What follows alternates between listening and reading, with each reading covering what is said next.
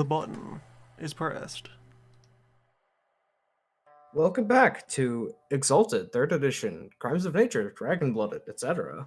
Last time, Parliament. Actually, Parliament. Parliament arrived. Parliament was an event. Many things happened. Several Dragonbloods were typing during the events of Parliament. The proposal of Milan towards Parliament and the general approach to figure out the factions went pretty well. What was not anticipated was that Obsidian Shield's father was a senator and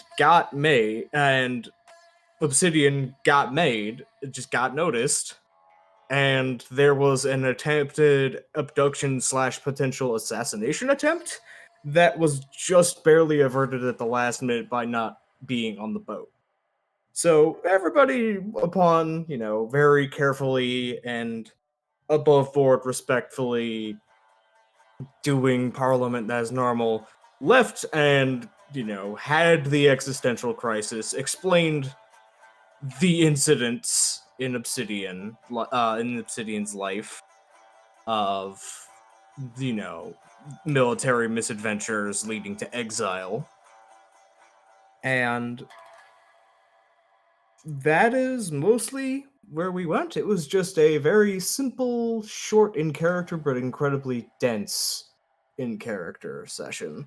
So where we left off was that everyone but Repose and Old Man were in a tea house discussing what to do next.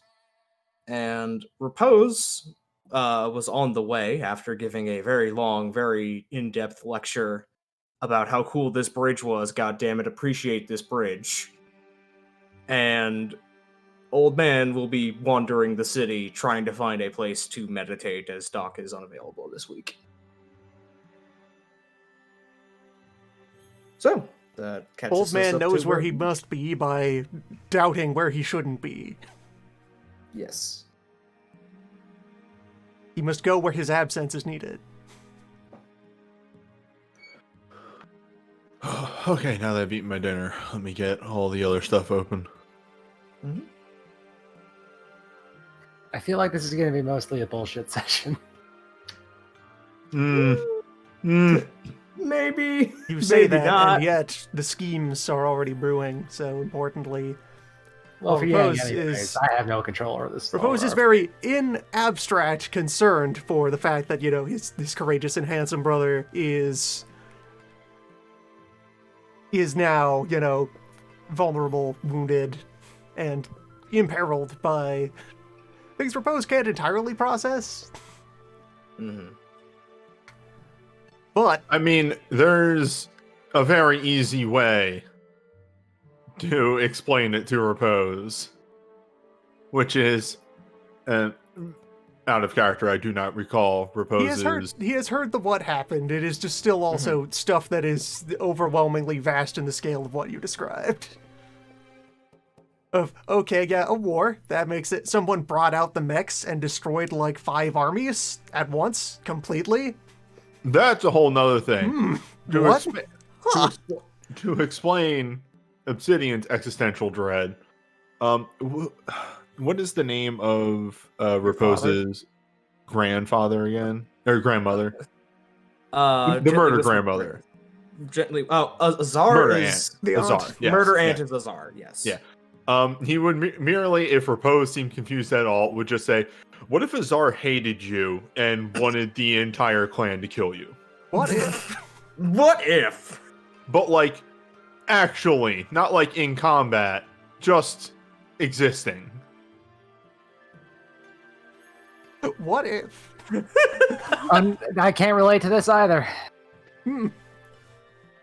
Fucked up that no one in this group can understand that problem. But anyway, Repose has found himself a more comfortable way to redirect all of those complex emotions back into somewhere more heavily understood, because he had his own incidental thoughts and threw some dice and discovered a hook regarding this very important forname? that he now knows that Obsidian has come from, and Propose is actually going to. So I would take it that at some point we probably escalated to having, some point fairly early, we escalated to having a private room at this restaurant in which to. Yeah, no, the first thing that was mentioned last week is Yes. we're going in the back room and we're using the cipher just on principle. Propose will actually go into his documents that he carries and take out his copy of his grandma's memoirs about how things were during and after the disaster and in the times that led up to her decision to leave the old country and begin the adventures. You will get those out and go leafing through them and arrive at a very specific incident and actually kind of beckon Yang over for assistance relating to this, since Yang has come a long way in learning his particular branch of the old language. Oh, we're gonna do a lesson? I love lessons. I love to learn. All right, so in like amazing contrast to having heard a lot of, scriptures from the other more holy texts, the fact that you have all met Praise as she is now means that you can kind of immediately grasp the voice that this is being written in. And so Repose will probably just have found some miscellaneous slice of life moment that she captured from her role in the cleanup of the South. Was probably a lot of going to where, so a lot of communities wound up with a newly assembled mass grave for the plague dead, and probably did so in a less than ideal way. So she did a lot of having to knock over and exhume and purify and rebury sites where plague victims had been dumped unceremoniously. We Which ran step out one of of that- material to burn the bodies. Step one of that is, of course, convincing people that no, you will be better off unearthing this and fixing it now than leaving it to fester and for your descendants to deal with, because it will only get worse. Trust me. It is better to risk double plague than what's going to happen. From repeatedly having to do this probably stems the roots of the family's attitudes towards letting stopgap solutions sit where they are, tolerating a false peace that will cause problems over accepting some discord and unpleasantness in order to create better solution afterwards. And so there's a bit of going through dialogue that unfolded among these people at this time. And at some point, though, he will happen to come across, some figure who is very thoroughly described in their entrance to the point of, okay, this person is getting like a title placard in a in a film version of this. The Yakuza boss captions are appearing around this powerful lady who has stepped forward by the name of Katek. And Repose will kind of stop a moment after having said this name and look at Obsidian with kind of a and then we'll still like carry on with the rest of the incident, recruiting Yang to actually play out bits of dialogue. And what he is doing for his own purposes during this is he's going to be rehearsing and refreshing himself in the mannerisms of the old country. And I will be looking to throw some linguistics with the intent of like preparing a written that will be spoken but actually like acted out influence role to instill a sense of nostalgia in anyone who recognizes elements of this culture. Yeah, you can go ahead and have a 3 dice done for that setup level on that, so you can go ahead. That would be probably manipulation linguistics, I would say. Can I give extra dice somehow? Yeah. I was thinking, you wanted if you to can assist with a roll- perform to help with this, since you're also being invited to really get into it. And Manipulance performance, probably then. Yeah, and then extra the successes you get are extra dice for Loon. Yeah, let me look at my manipulate again. All right, so this is merely a 9.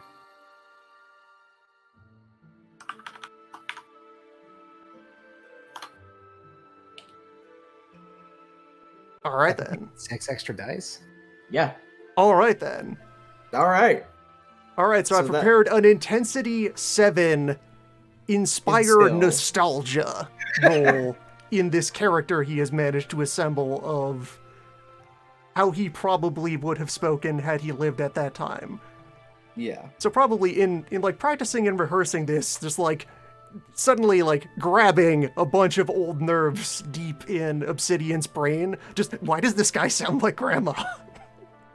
It's utterly uncanny how much he sounds like your mother and your great-grandmother and one of your aunts. Yeah, you don't know why. It's just extremely specific turns of phrase just suddenly grab nostalgia nerves. Just like, what the fuck? How are you doing this? God, he even isn't looking at people's knees, because Mima used to hate that. And so after he feels like he has successfully gotten this point across, Repose will flip over into like a deeper appendix of the memoirs and quickly go searching through the partial genealogy that exists of the old families that survived in the old country. Mm-hmm. I go looking around a little to see just how many degrees of separation were there between the House of Salmandar and this other individual. And Katek's house. Yes. Probably like, 3 or 4. Like, not super related, but like in terms of relationship length and width in the Great Contagion, that might as well just be your, housemate family member. Like, Yeah, so yeah, Repose will like start from a name that is, and like give a name that he introduces as, this was my grandmother's teacher who found her, looking sternly with a bit of a, we all acknowledge that there's is more than that. found Who found her and brought her into the fold. Wink. Though Repose would never wink, just the look of, we know. Trace back up from her, trace back down, and end up at Kathak. Oh, is this for the baby?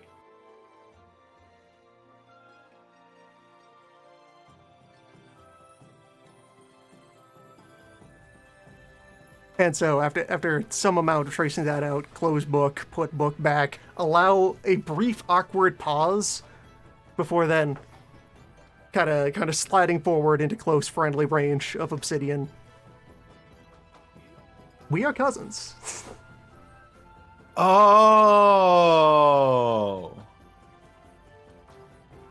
Well, from a vast and broad enough perspective, all living things share universal kinship by grace of Gaia, but by the nearer standards that one might use to draw, the noble houses of this or any other land, we are not so far apart. Huh.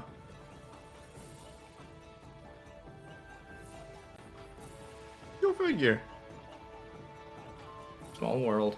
Somehow, a small world.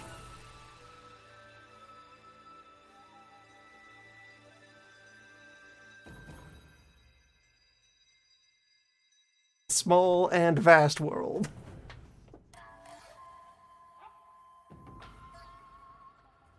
Somewhere in heaven, a chosen serenity just fist pumps. I noticed. I did it. Yep. Reunion. My work here is done, but you didn't do anything. Just Exactly.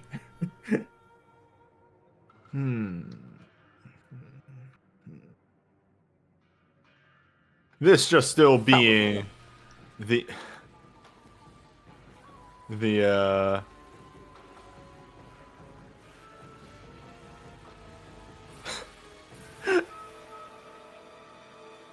Obsidian is still in a bit of a daze. Yeah, It's understandable. why it took so long for him to get still in fact, he may not be entirely processing that correctly. What what we are Repose just told cousin them. means. Repose is willing to work around your days and start, hatching the plan sidewise to the others at the table.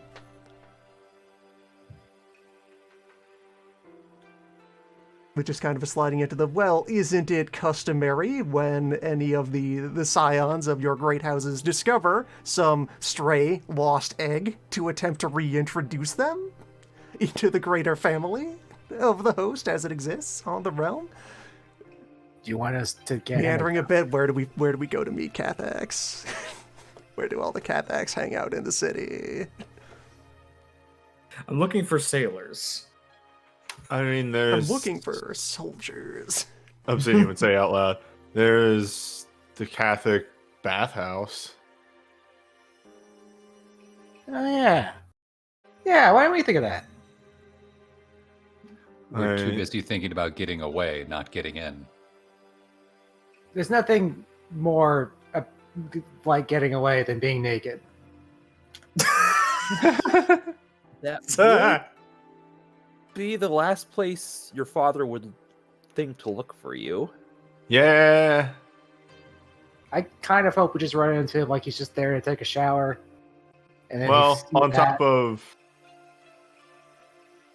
So if Obsidian went to the bathhouse, because bathhouses would be separated into nobility and common folk, and it being the Catholic bathhouse, that is where the soldiers go too.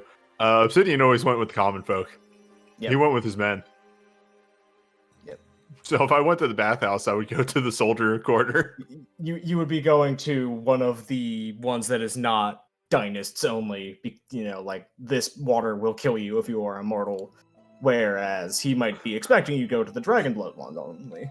Which, again, does play into Obsidian not really getting why fire would feel good or hot would feel good. He just went to the mortal bathhouse. You never went to the special bathhouse where the good fire is. What do you mean you don't go to the stove? Everyone goes to the stove. We built the stove for you. It's right there. I mean, Why are you hanging out with the nerds? bathhouse was a bonding time. I went to bond with my soldiers. You're weird. Nobody understands. Obsidian cares about his men. What the fuck is up with Obsidian? Why do you have morals? That's whack.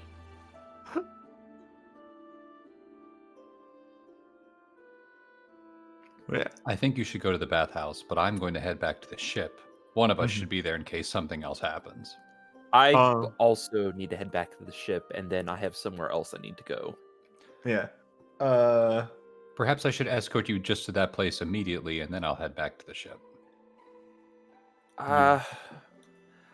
We should probably figure out what we were dealing with back at the boat first. Fair enough. All right, so here among the crew, and not to taunt old man, Repose will straightforwardly provide his informed suspicion about why a god would be visiting incarnate and without any entourage.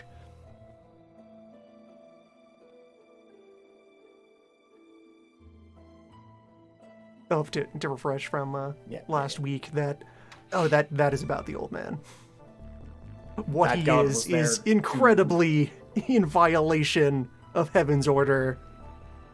Old man's existence alone is a violation of most of Heaven's laws, and they probably sent something down there to deal with that or tapped a local resource.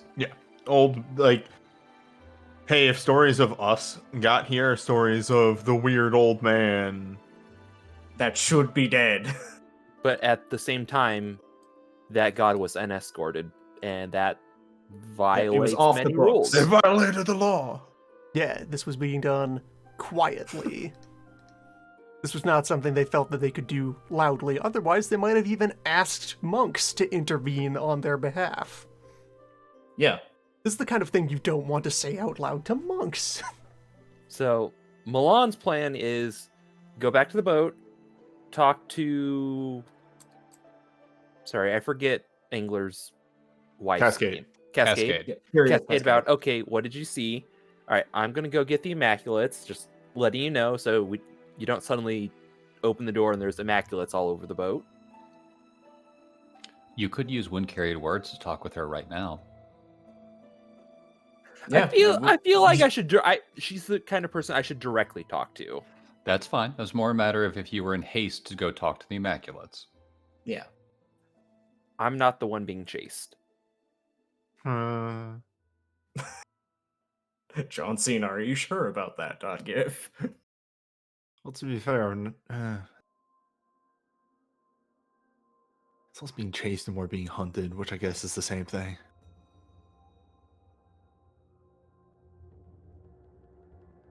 Very well. The two of us will head back to the ship. The rest of you should probably head to the bathhouse. Baths. Alright.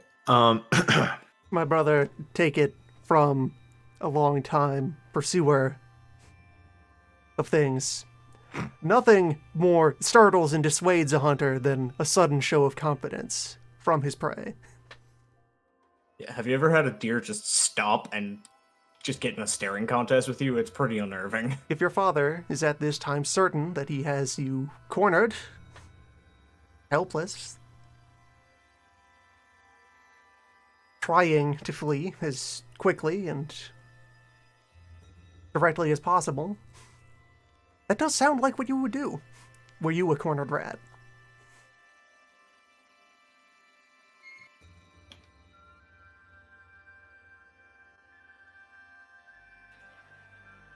Oh no, I agree with your idea.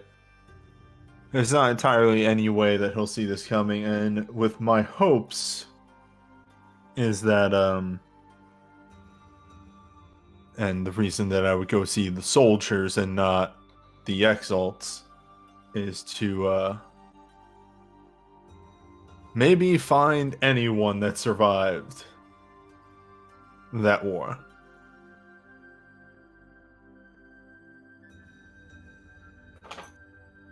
Father came back, so not everyone died.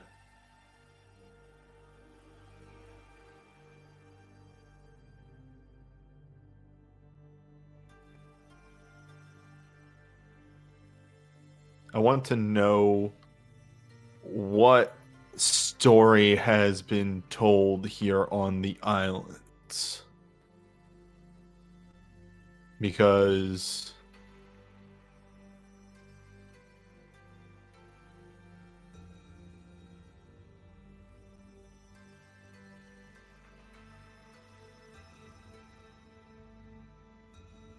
I know my father. My father would try and save face in some way or another.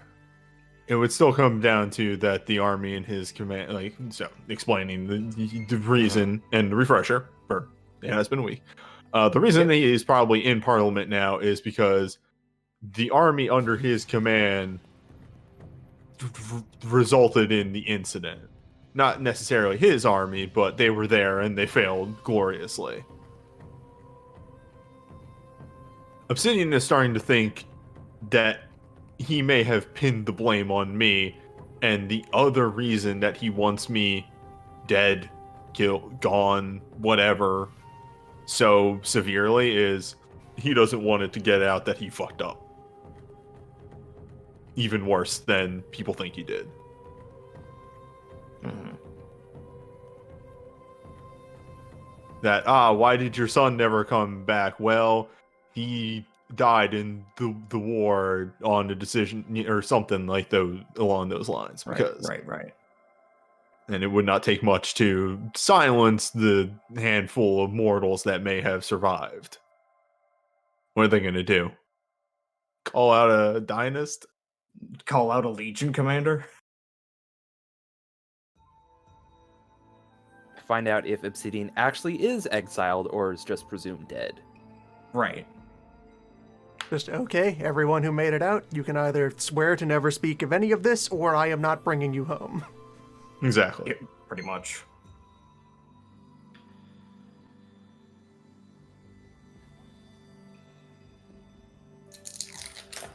Okay, Anyway. so Yeah. yeah, we can either do boat scene and other scene first, or we can do bathhouse first. Y'all got a preference? Boat should go by quick. Okay. Yeah, both folks can proceed. And besides, after boat business, depending on if it resolves smoothly, that could also become bat scene. Milan just had a very busy day of doing his real-ass adult job as a civil servant of the realm. Let's Yeah. go jump in the stove. Why shouldn't Milan just go to the spa? Just have a spa day. Have a spa day. Okay, so just come on. And boop. So yeah, the approach from the docks is unbothered. You are not jumped by any bureaucrats, gods, assassins, giant armies of soldiers, Black Helm, police forces, nothing like that. It is just you are able to go across the docks and get on with your day in a very busy day on the Imperial docks, like almost all of them are. On approaching the boat, they're not represented here. One other thing, sorry, before we all split up, depending on what Yang wants to do for Yang, if he is going to, I don't know what you had in mind for the session, Sana. Obsidian would actually tell you, being like one of the few members that has a stealth score, to look around and see if you can find any, Look around you. like, scouts or anything watching the boat. If you want someone to see who's around the boat, you want someone with perception. That's also angler. I'm probably going to be busy doing skullduggery shit. That's fine. If you already had an idea, go for it. Like, angler actually is doing that. That's why he's heading back to the boat. Angler is here to not shake down the boat. All right. Okay. So, yeah, I don't have tokens for them on hand, but you can see some members of Obsidian's crew on top deck, doing general maintenance, swabbing the decks, checking the ropes, making sure, everything is still functioning while they're on deck, protecting it. They give you a nod and a wave as you approach. Oh god, I have to have such a talk with them afterwards. Yeah, it is clear from just a moment's reflection and also the look of their postures is they don't know what happened yet. And from the look of it, it doesn't look like anything horrible happened to them, so the inspection was probably just a confusing sideshow for them. There is a level of just like, what the hell happened, kind of as they look at you, but nothing like fear or etc. Guard dogs that came by, the mailman came by. It's like, oh, I know you, and I should be angry, but at the same time, you seem fine. Mm. Oh, I can't wait. I can't believe I get to say this. Hi, honey, I'm home. Throws Angler into the harbor. Like you could. You extremely couldn't. There is just kind of a just kind of grumbling up of those stairs as she just leans up from the stairwell. Well, you're still in one piece. So are you. Good to see. What the fuck was that? That's what we're here to ask you about. No. She just kind of walks forward a little bit and then kind of walks up and pokes Angler in the chest of the, just elaborate, fancy Parliament clothes. When a god comes onto this boat and starts asking pointed questions about both my husband and the company he keeps, while looking like it could kill everyone on the boat without thinking, and I am the only one here remaining that is in the way of it and whatever it wants, I had to think pretty fast. And I wasn't worried because you were here.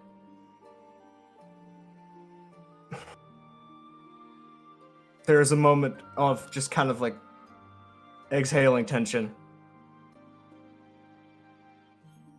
Look. Reflexive flattery does work on me, you know this, but at the same time, no, you're not getting your way around this. You understand what's happening more than I do, and I want to know what's happening. All right. Milan and I can probably get the most of the details on here, but I believe they were after the old man who usually is on top of the boat, who happened to leave right before the god got here. That explains why it spent so much time up in the lookout, and why it was asking so many questions about where he was and where we were and what we were doing. Kind of steps forward, looking off the bow of the boat before turning back. One of the crew members says, "Oh, you mean the crow's nest?" Almost said it, but no, Doc's not here to get angry, so can't do that. Mm-hmm. She turns back for a second. They had paperwork, to impound the boat. It relied on Milan being here. So they had paperwork for both a Venif-operated ship and also an independently operated ship? Yes. You want to Well, know what's worse? You were here and you're Nellens. They had Nellens' paperwork. They didn't use it. They're prepared. It was in their back pocket, and they didn't think I saw it. They had the ability to take this entire boat into impound and throw us all off and do whatever they want, and they were called back. They were after our associate, who actually owns this ship, who goes by the name Obsidian.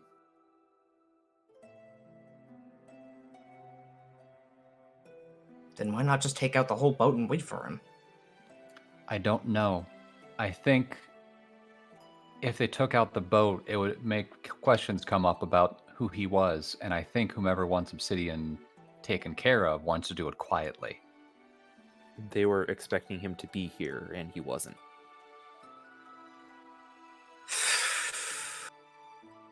So you're basically saying that dumb luck avoided this from being a bloodbath. Yes. Yep. She just slumps down onto the dock, just sitting cross-legged with her head in her hands. I would like to tell you this is the first time that's happened with this group, but that would be a lie. Why are you so happy about this? Because via chaos, we keep not dying.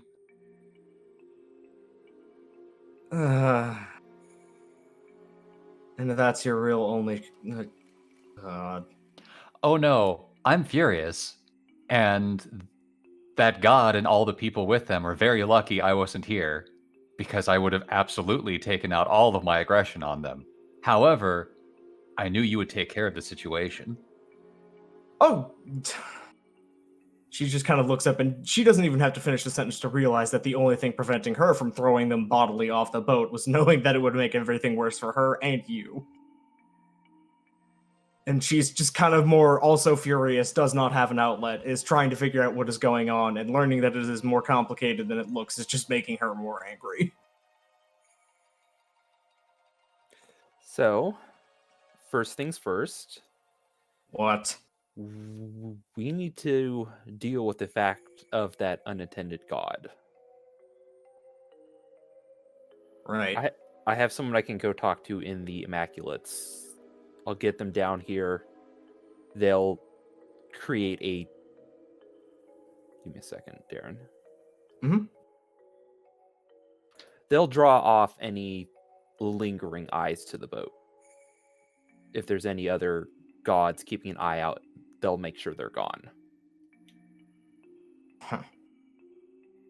A little late, I guess, if we're having this this discussion on the top deck when you were thinking that we're gods were watching. But sure, fine, whatever. I said that part in Windcarry's words. Yeah, okay, but still, Yeah. just there is just still like just come on. Cass, would you like to go with Milan and vent your spleen at the Immaculate Order? Sasha, you understand that if I go, there is non-zero chance that I'm going to be arrested for beating the hell out of a monk. I think I'm willing to take that chance. Of course you are. Besides, you have a bureaucrat with you who could probably get you out of anything short of This murder. is just because you think you're more likely to beat the hell out of them than I am, aren't you? That is correct. Fine, fine, fine. I've always been the one who's better composed than you anyway. Also correct. Milan silently going, wait, what? This may or may not actually be true. And as they're leaving, Angler's going to send a message to Cascade that says, I believe he's going to meet a lady. You might want to make sure something fun happens. She just Enjoy. stopped. Like, as Milan is just going over the dock, she just stops at the stairs and turns around and stares at you. Biggest grin I can possibly have back to her. Looks over to the crew. Can I borrow that deck scraper you got for a second? Yeah, sure, why? Just throws it head first at Angler. He's just going to take it. Yeah, it just bounces off. It is clear that she is not putting actual force in it. Just a toss before storming back off after Milan, who probably didn't notice. Noticed, didn't look back, just, yep, that was going to happen. Noticed is extremely trained to notice without noticing. Yes. Normal family stuff. And as they leave, Angler's going to just quietly ask Onyx, where are my kids? Below deck in the bunks. They appear to be having some form of discussion. Thank you, Onyx, and thank you for being, well, you, and keeping everything safe. This seems to be an odd thing to be thanked for, but I will continue being myself. It is not a conscious action, but I suppose I will continue to exist. Exist and grow. Exist and grow. Understood. So, I don't have a below decks map because I That's don't... fine. I'm sure they probably would have come screaming up as soon as he got anywhere close to the the stairwell. Yeah. So, Underground of the ship. Yes, that's right. I No. said underground of the ship. Still don't have good art for the token for the tokens for the twins, so they will not be on the map for the moment. But you go onto the deck, and instead of them immediately coming up to rush up to you, you see that they're kind of whispering to each other at the far end of the hole. Roll me perception awareness. Wait, can I do something better? Go ahead. I need to fall into charm for this because there's not many opportunities he has to mess with his kids a little bit, and he is a deep believer in doing that. Oh god. Okay. No, that doesn't work with this kind of a thing. Well, is Onyx considered to be an earthen surface? No. Dang. Never mind. He will just walk up normally then. But yeah, would you use perception awareness to try to hear what they were saying as you walk up or nah? Yeah, I mean, it would be more of like an unconscious thing. So he's not going to try to like use any extra charms or try to get any kind of advantage. No eavesdropping. Just see if you catch what they're saying. It's the whole I'm not overhearing, I simply heard it thing. It just it happens. Mm-hmm. It really happened. It really happens. I mean, you are in fact here to look for any shenanigans, and also you are just their father, and also your job is being aware. So yeah, you can't turn it off. Like covertly checking the ship to see if anyone else is on board that kind of snuck in. He probably should have asked Onyx this, but it kind of slipped his mind. Yeah. So at first there's just like, it'd be really funny though. I know, but Mom and Dad are gonna think if they find out. I know, but look, do you really think it's gonna be that much of a problem? I mean, Dad could beat her with his eyes closed, and Mom could probably beat her with her eyes just looking at her. And that's about the point where you can both turn around. They both turn around and see you and just kind of straighten up, just like, Find out Hello? about what? Find out Nothing. about what? Find out about what? Nothing, Dad. We were just talking about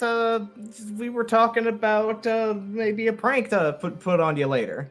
Uh-huh. Press Who are you talking about? Let's try this again before you get even further into trouble.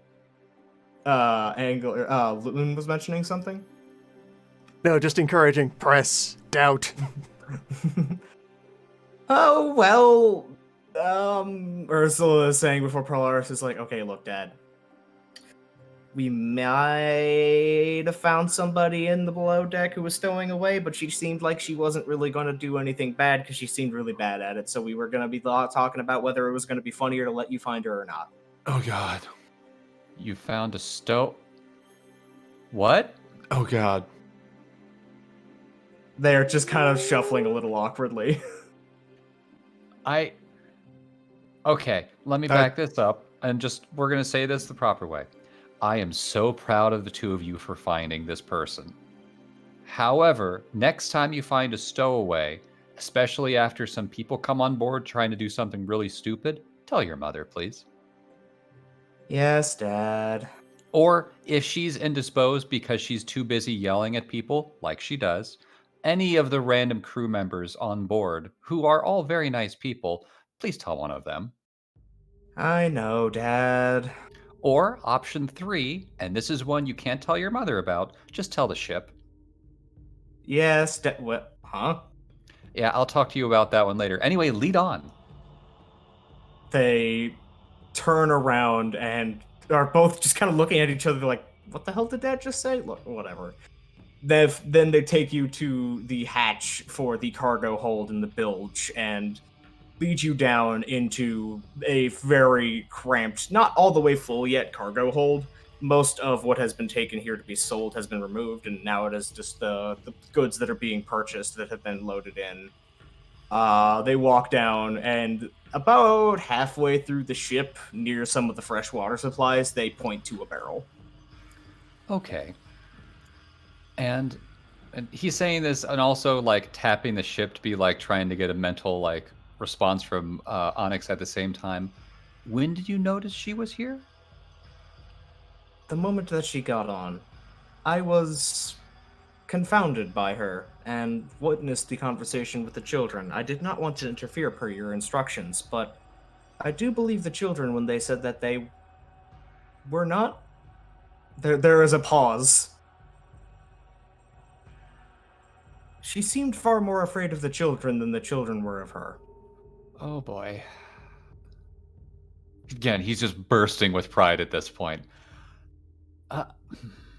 I believe that the stowaway did believe that they had bought time by telling the children that they were Repose's niece. Oh God. Oh no! We're Fucking stealing a error baby. aspects. Baby has stolen itself. Oh Convenient. no! Milan, I'm gonna go fetch Shireen. Shireen, I'm already ahead of you. I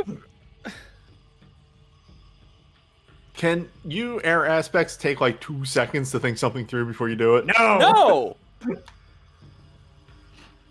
Okay. I'm guessing because she's stowed away, she probably can't hear us coming, correct? As far as you know, no. Okay. Angler is going to get a smile on his face and say, okay, I'm going to go say hello to this nice young lady. You two stay here and get ready to see her jump, okay? They just kind of nod because this is clearly what they were looking forward to, is this was happening. Okay, and they pointed at some crater barrel or something? One of the barrels, yes. Okay.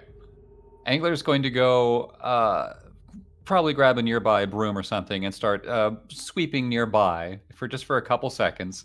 And then when he gets close to the barrel, he is going to bodily pick it up and lift it over his head and ask the barrel, would you like to come out right now, or would you like to go for a very nice swim? I'm sorry. I know what you do to stowaways. I know that they kill stowaways. Please just don't let me kill. It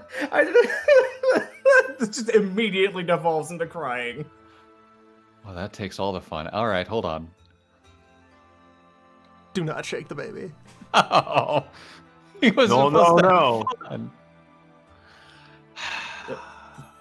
But out Just- comes the shaven-headed, You have not met her yet. It is a young woman, shorn head, immaculate temple robes, just covered in tears, terrified, just like immediately babbling like 5 or 6 different sentences trying to get out of her mouth at once. Do I recognize her as the monk that was with Repose when the assassination happened? Yes, you do, actually. Okay, I haven't been formally introduced, but I would recognize that at least. Yes. Hi. I know you. Why are you on this ship? I... I, Let me rephrase this. Why is a monk on this ship? She just kind of flinches at that one, actually, more than asking why was she on the ship. I had a nice conversation with your hearthmate, and they were talking about possibly going out and doing pilgrimage, and I know that my superiors would not have admitted me to go out without my training being done, and they probably would have restricted me from having my training being done, and so I stayed off on your ship, and I was going to hide in the barrel, and then I realized what people do to stowaways in the realm, and I realized that if I got found in the entire voyage, then I would have gotten killed, and then if I had gotten killed, then I wouldn't be able to do anything, and if I didn't have any ability to explain myself, then I wouldn't have been able to get avoided getting killed, so I just stayed in the barrel because I was expecting there to stay in the rest of my life, and then I was just getting thirsty, and I got out, and I was going to get some water, and then I saw your daughters. Uh-huh. We I'm don't just gonna kill believe that at face stowaways if they're innocent. Well, she doesn't know that. We kill criminals. Stowing away is a crime. Well, you know what I mean. Ooh. Darren, that was Murderers. impressive. Yeah, it really was. I'm quite impressed. Okay, first of all, deep breaths. Just immediately goes from hyperventilating to like deep breath hyperventilating. Okay, and he reaches down to give her a hand up because at this point he sized her up and he knows she's fine. This is not going to be a You problem. instantly understand why your daughters didn't immediately snitch, is that they felt like it would be kicking a puppy. Okay, now let's start this a little bit slower. You said you talked with one of my hearthmates. Were you talking about Repose? Yes, Uncle Repose and Vinith Milan. Okay, I don't believe he's your uncle. Good try, but you could just No, say not family uncle. His proper title on, is brother, but honorifics. I am a lesser member of the order, so he is my senior. So just trying to explain. Mm-hmm. The minute she mentions Milando, Angler has this like aha moment in the back of his mind of, wait a minute. Oh. Wait a minute. There was that moment about a couple days ago where I felt some very intense emotions out of Milan. Mm-hmm. You know what? What is your name, young lady? Let off Shireen. Shireen. It is wonderful to meet you. I've actually heard a couple things about you from my brothers, and I think we got I'm off on sorry. the wrong foot. No, good things. Visible confusion. They mentioned meeting a very nice lady who seemed to know what she was talking about. A little wet behind the ears, but definitely room for potential, and that must be you. I suppose. So why don't the two of us go up on top of the deck and have a nice cup of tea while we wait for my brothers to return? Okay. And I promise I'm not going to hurt you. No one on the ship is going to hurt you. And we're not going to talk about, you stowing away and send you back unless we absolutely have to, all right? Thank you. Excellent. Actually, why don't we take the cup of tea in the captain's quarters so that people don't accidentally see you on the deck? She just kind of nods and is just going with whatever you say at this point. Excellent. You could tell her to take the tea at the bottom of the bay, and you're pretty sure she would still be nodding. All right. Girls, would you please take her up there real quick? I need to take another circuit around the ship real quick just to make sure that nobody else is on board. Yes, Dad. And they Thank just kind you. of walk up to her side by side. She just looks down at the both of them, just mutters, "I'm sorry." He's like, "No, it's okay. I mean, this is better than the other way around. That if Dad found you when we didn't prompt you, he probably would have kicked you straight through the wall of the boat. She just flinches. As they both are just kind of like shrug, and they go back up to the top of the boat. Onyx, Yes. this is a learning experience. The next time someone tries to stow away on the ship, please tell Obsidian, Understood. or my daughters, or anyone else on the ship. Understood. Let me rephrase that. Anyone but Cascade. She needs to be eased into you talking. This does not surprise me, but I understand. Thank you very much. Okay, is there anyone else on the ship that does not belong? I'm still going to look around, but I thought I should have asked first. Not from my awareness, no. Excellent. Last thing, where is the most durable part of your hull? I need to hit something for a few minutes. That would be the central support mast. Thank you very much. And he will do that for a few minutes Just before go going up to outside and talk hit to a her. rock. Eh, There's perfectly good rocks everywhere. That's the street. see, This is reinforced jade. This is going to be Aye. more durable than the rock. and if there's any kind of vibrations going up through the ship, it may or may not spook the small child. Mhm.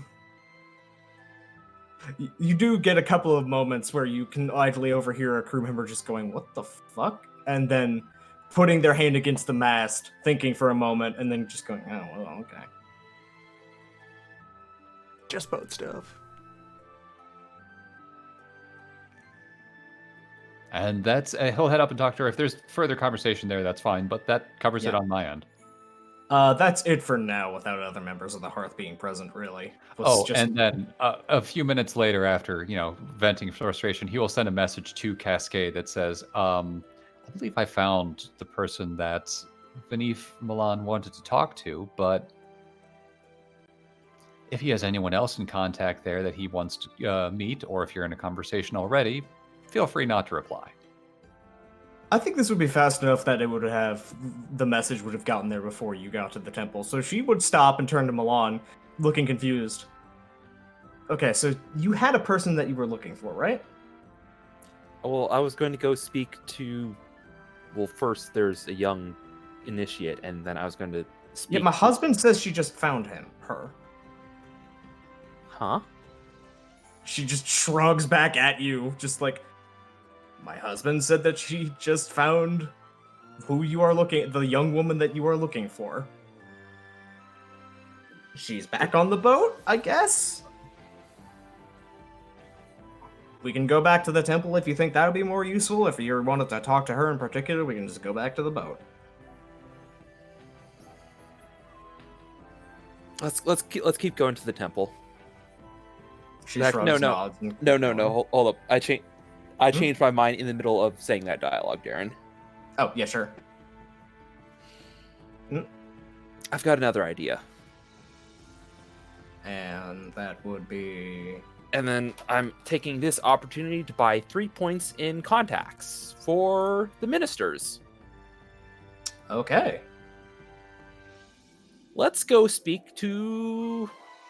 I'm not going to say cops, but... the detectives? The magistrates, you mean? Yeah, the magistrates. Yes, not ministers, Yeah. magistrates. Yeah, okay. You would be able to find one of the local magistrate offices where they might be. And I'm buying 3 points in contacts, so yeah, I'm on good terms with them. You're on good terms, and basically, if they're on the aisle, you know somebody to talk to, and even a couple of ones that might be off the aisle for other businesses.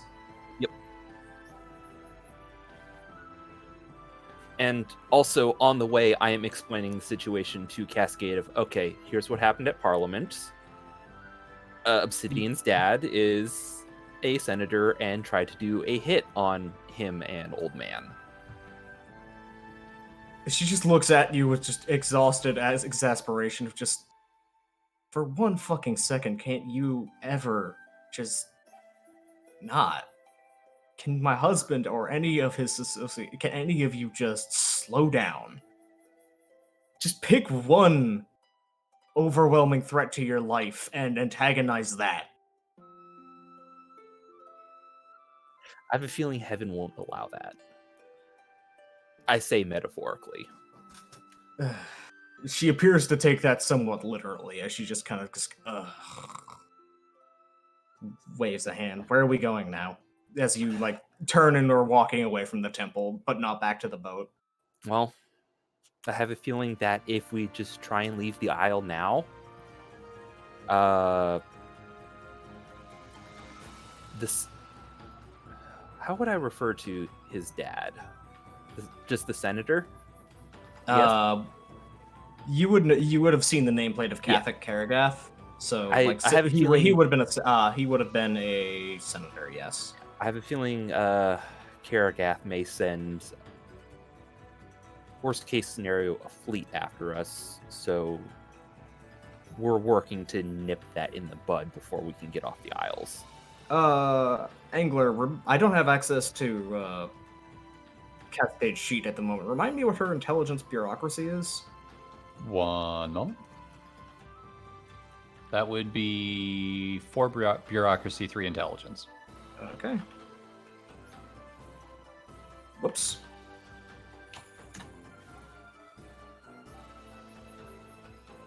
Karagath. No, don't recognize that one. Yeah, Just follows along, and then it's just kind of like, I guess we're going with this. so here's the plan. I have contacts with the magistrates. I'm going to go speak to them about this sudden investigation and the surprise god. See if we can get some backup to deal with this as soon and as quiet as possible. She kind of has a little bit of intake of air through her teeth. You haven't been here in a while. You're familiar with what's up with the magistrates right now, right? I knew a few seasons ago I had spoken with them, but since then, no. Well, if you talked to them a few seasons ago, you would have already known that the absence on the Scarlet Throne has made their lives a little more complicated, and it has only continued to get more complicated. So if you're looking for them for major material support, I would not suspect much. If anything, just a quick distraction or a single arrest. And by Alright. that, I don't mean arresting Karagath. Yeah, like they could try if it was a member of the Deliberative right now. But yeah, Something she just that- leads you on. Something that could buy us time to get out safely if need be. Reasonable enough idea, I suppose. And you both head out to the magistrates, one of the magistrate outposts. And there is it is a very empty feeling place at the moment, because usually the magistrates are busy elsewhere. I'll just switch off the boat temporarily, because on the boat. Focus.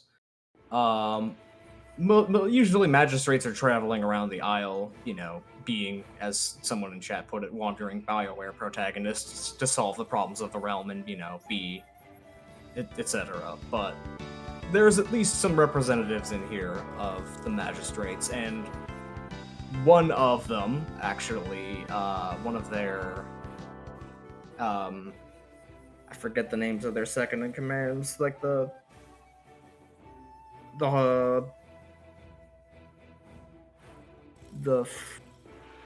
whatever.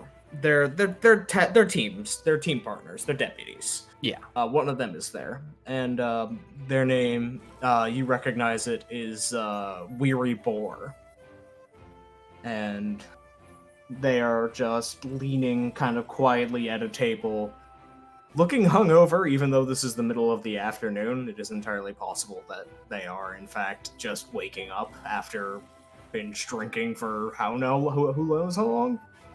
Understandable.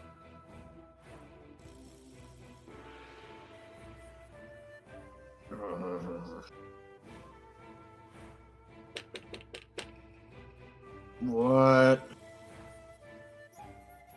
Hi. Oh, God. Oh, Milan. Milan, right. Okay. There could be worse people. Get in here.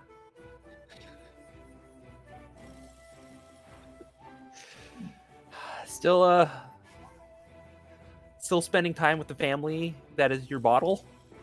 Shut the fuck up. It's good to see you too.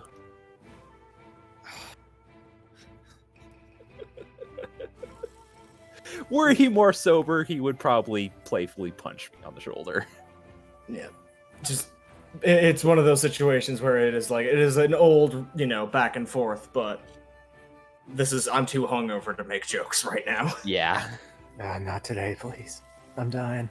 Yeah, like as you walk in, there is a kind of reflexive kind of covering of the eyes of the light coming in. Just close the door, get in here. Keep your voice down.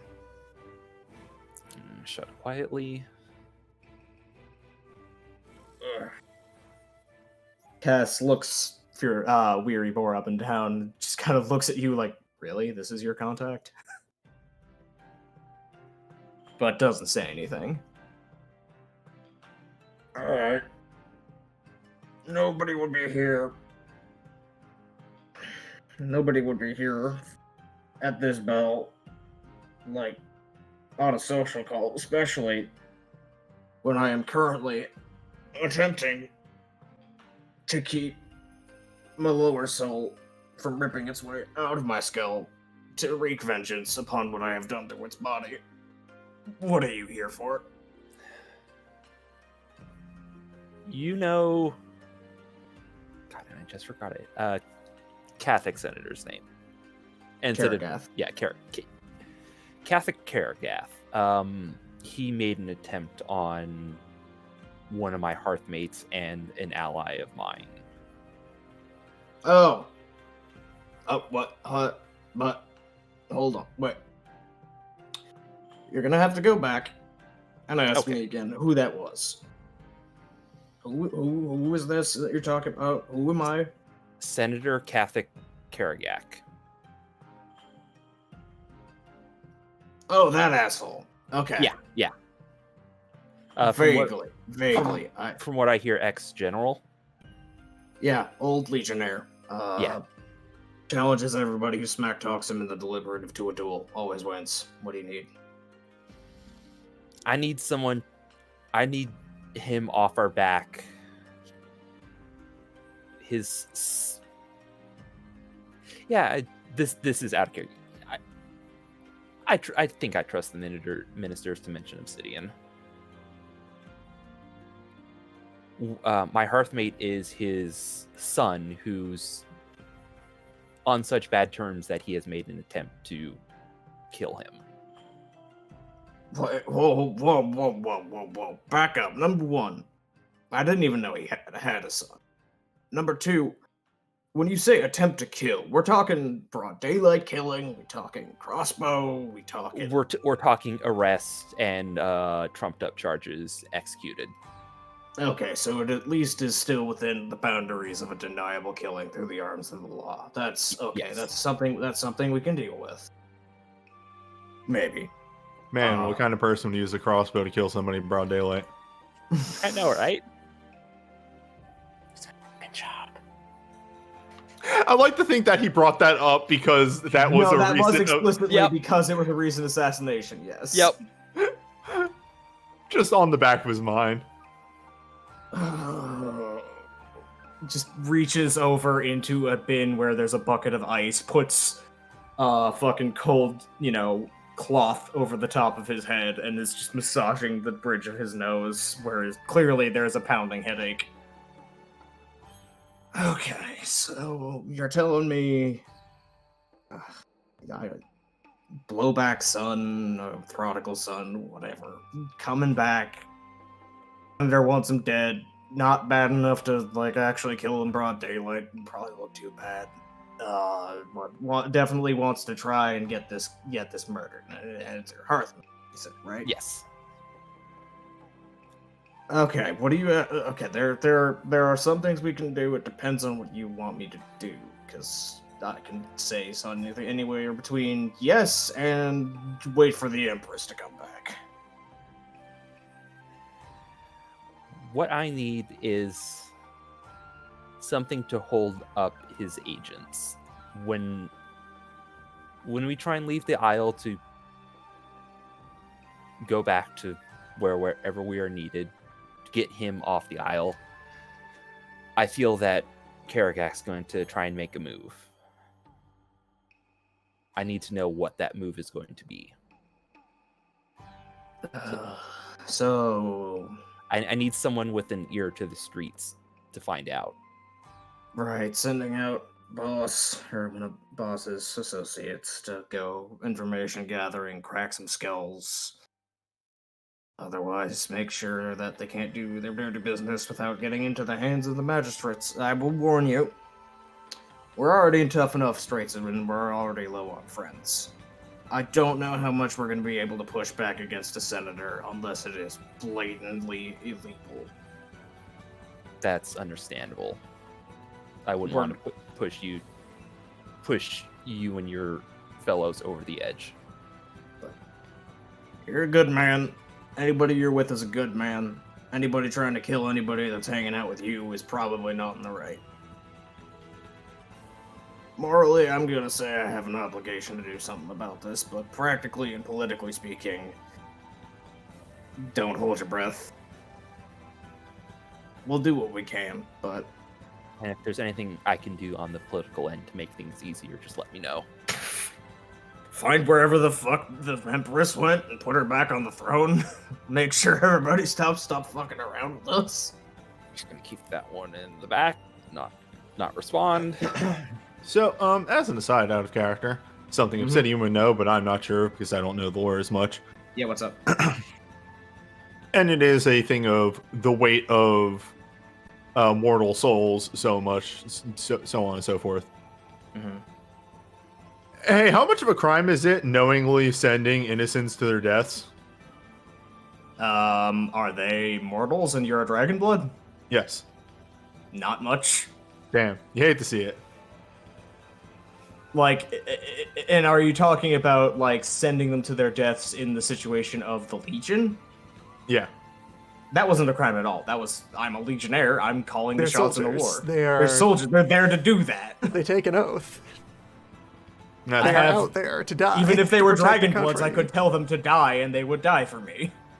That is, like, there is literally nothing he did in the course of the campaign that actually broke any laws. you hate to see it. Yep. All right. You'd That have to was be my idea. in, the realm of appealing to, wow, look how bad he is at this. Yeah, that's what would be more effective, is just, look at how fucking trash he was at war. You can't convict him of anything on that front, but you can, condemn him as a failure. And that has already happened, and that he is now a senator instead of a general. Yep. I have a thought process for how to pin it worse on him, but we'll cross that bridge when we get there. Okay, Okay. and I think that's what I need from this. I got 2 pieces of information I wanted. One is getting a magistrate to go try and figure out, okay, what's Karagak's next move. Mhm. Also finding out Obsidian Shield's not public knowledge. Mm-hmm. Or rather, maybe not public knowledge to somebody hungover and not Yeah. involved in dynastic politics. Yeah. It is not like the law of the land Yeah. says this person is. But It is not a scandalous. Everyone knows this name kind of level of No, it's- notoriety. I've determined that no Obsidian Shield isn't, hey, look at this guy who got exiled. Look at him. He fucked up real hard. Yeah, no. Okay. So, would we go back to Shireen for the conversation there, or go over to the bathhouse next? Let's do a Hot Because- Springs episode. Okay. Can I have a quick aside? Yeah, what's up? I want to go shopping. All right, what are you shopping Ooh. for? Books. books. Well, Where's there the- would be- where's a cool either like repository of knowledge on the Blessed Isle or some sort of library I can just like check things out of. So a funny thing about that is that the Blessed Isles bathhouses are much like Roman bathhouses, where they were more like giant civic centers, and the bathhouse would have a, you know, certainly would be restricted by what they would allow in a Great House library, but, you know, it would still probably be the most access you would get. But it's going to have a library in it. So when the rest of the crew goes to the bathhouse, you can just scuttle off and find where they keep the books and start rifling through You that. can stay in the going to the bath. We're going to the mall. There are many things Yeah. at the mall. All You're right, going I'm down to with the it. combination bathhouse, library, debate parlor, civic center, mall. Bar. Debatorium. Yeah, like Thermae in the Roman Empire were just that's where you went. That's where you went in public. All right, let's have a fucking spa episode. Yep. Yeah, I would nominate we finish all of the other non-spa portions, and then Yeah. in and case then, everyone like, decides have to converge on the everyone spa, go- then Yeah. the spa Alright, so day begins. back to boat. You know, a short time later, Milan starts walking back with Cascade. And Cascade is clearly just kind of both not surprised at the state of the magistocracy at this point, but also a little disappointed in it.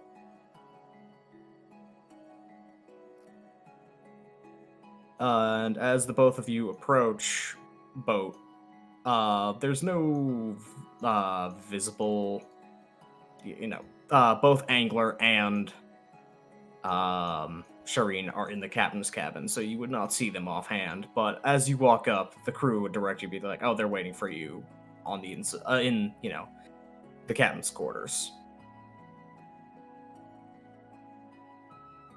So, would just probably knock on the door. And Shireen looks up from the teacup, just kind of bolting to attention, holding the tea halfway to her mouth, looking over to Angler. Angler at this point is probably just sitting back a little bit, tilted up, has his feet up on the table, metal boots, just so that she can see, yes, this is what I will kill you with, and just enjoying a nice cup of tea with her and his kids. But yeah, there is knock on door. Come in. The door opens, and there is a series of back and forth glances, basically from everybody involved. Shireen lights up visibly when seeing Milan, then kind of recognizes who Cascade must be by knowing, having seen Angler and the kids, and just kind of goes from the happy look to the uh-oh look, and Cascade looks at the sheer level of smugness on Angler's face, looks at the just kind of reserved glee on the kid's face, looks at the cornered mouse look on Shireen's face.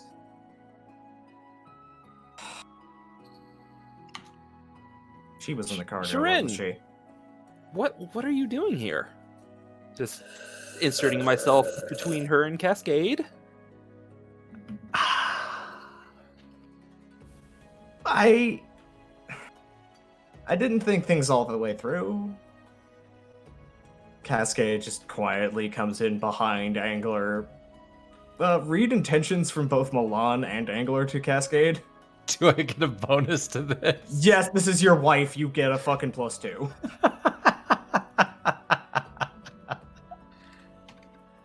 Hold on a second. I need to remember what my...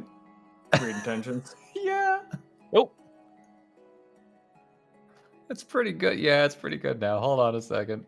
Yeah, Milan is busy just kind of going, Yep. what? Cascade isn't actually as angry as she would like you to think. It is a matter of, okay, the situation clearly resolved itself when I was gone. I'm not happy that it happened, but this is someone that you know. This could have gone worse. Whatever. I'm putting on the face of looking disapproving, but just fine. Fine.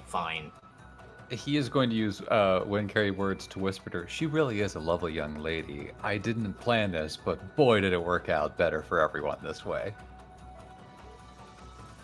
And she wouldn't carry words back. It's better that you found her after all, I suppose. I wouldn't have been thinking too straight. Well, you'll have a wonderful time being able to get to know her over the next month.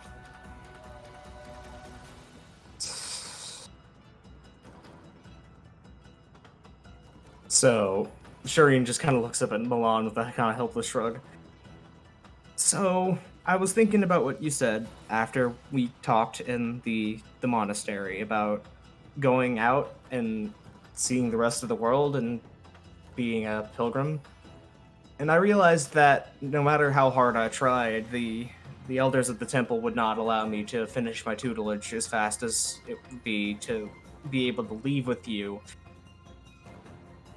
And I got this idea where I was afraid to ask you directly because I wasn't sure how well you were gonna take it, nor the rest of your hearth, and how long you had time because the Parliament. And I knew that asking my elders was not gonna work, so I might have waited until there was a shift change on the boat, and I might have gone down and hidden a barrel, and then realized that I was stuck in a barrel, and then I was gonna be a stowaway, and that if I got found, it was gonna be really bad.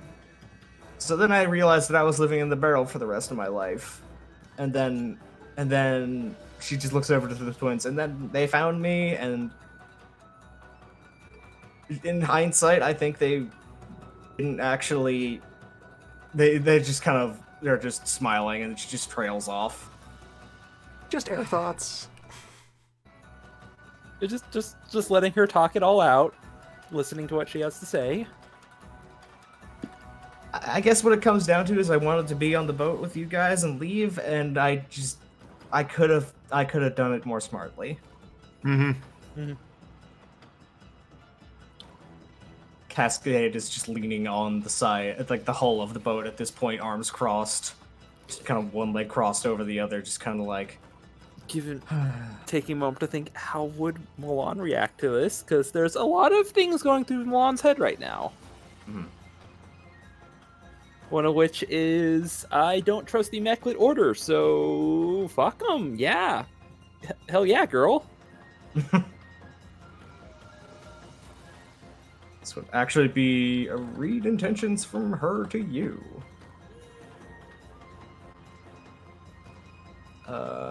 Milan's Resting Guile is 3, exactly. So she's getting kind of glimpses of what you're thinking about, but not particularly insightful ones. Of just, she can see that there is a flicker when she mentions the elders, that there's a flicker across your face of just like, yeah, fuck them.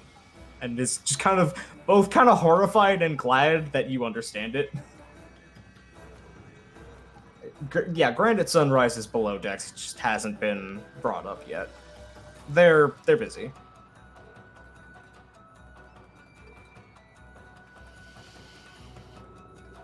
I feel like I'm going to do what an air aspect would do in this situation.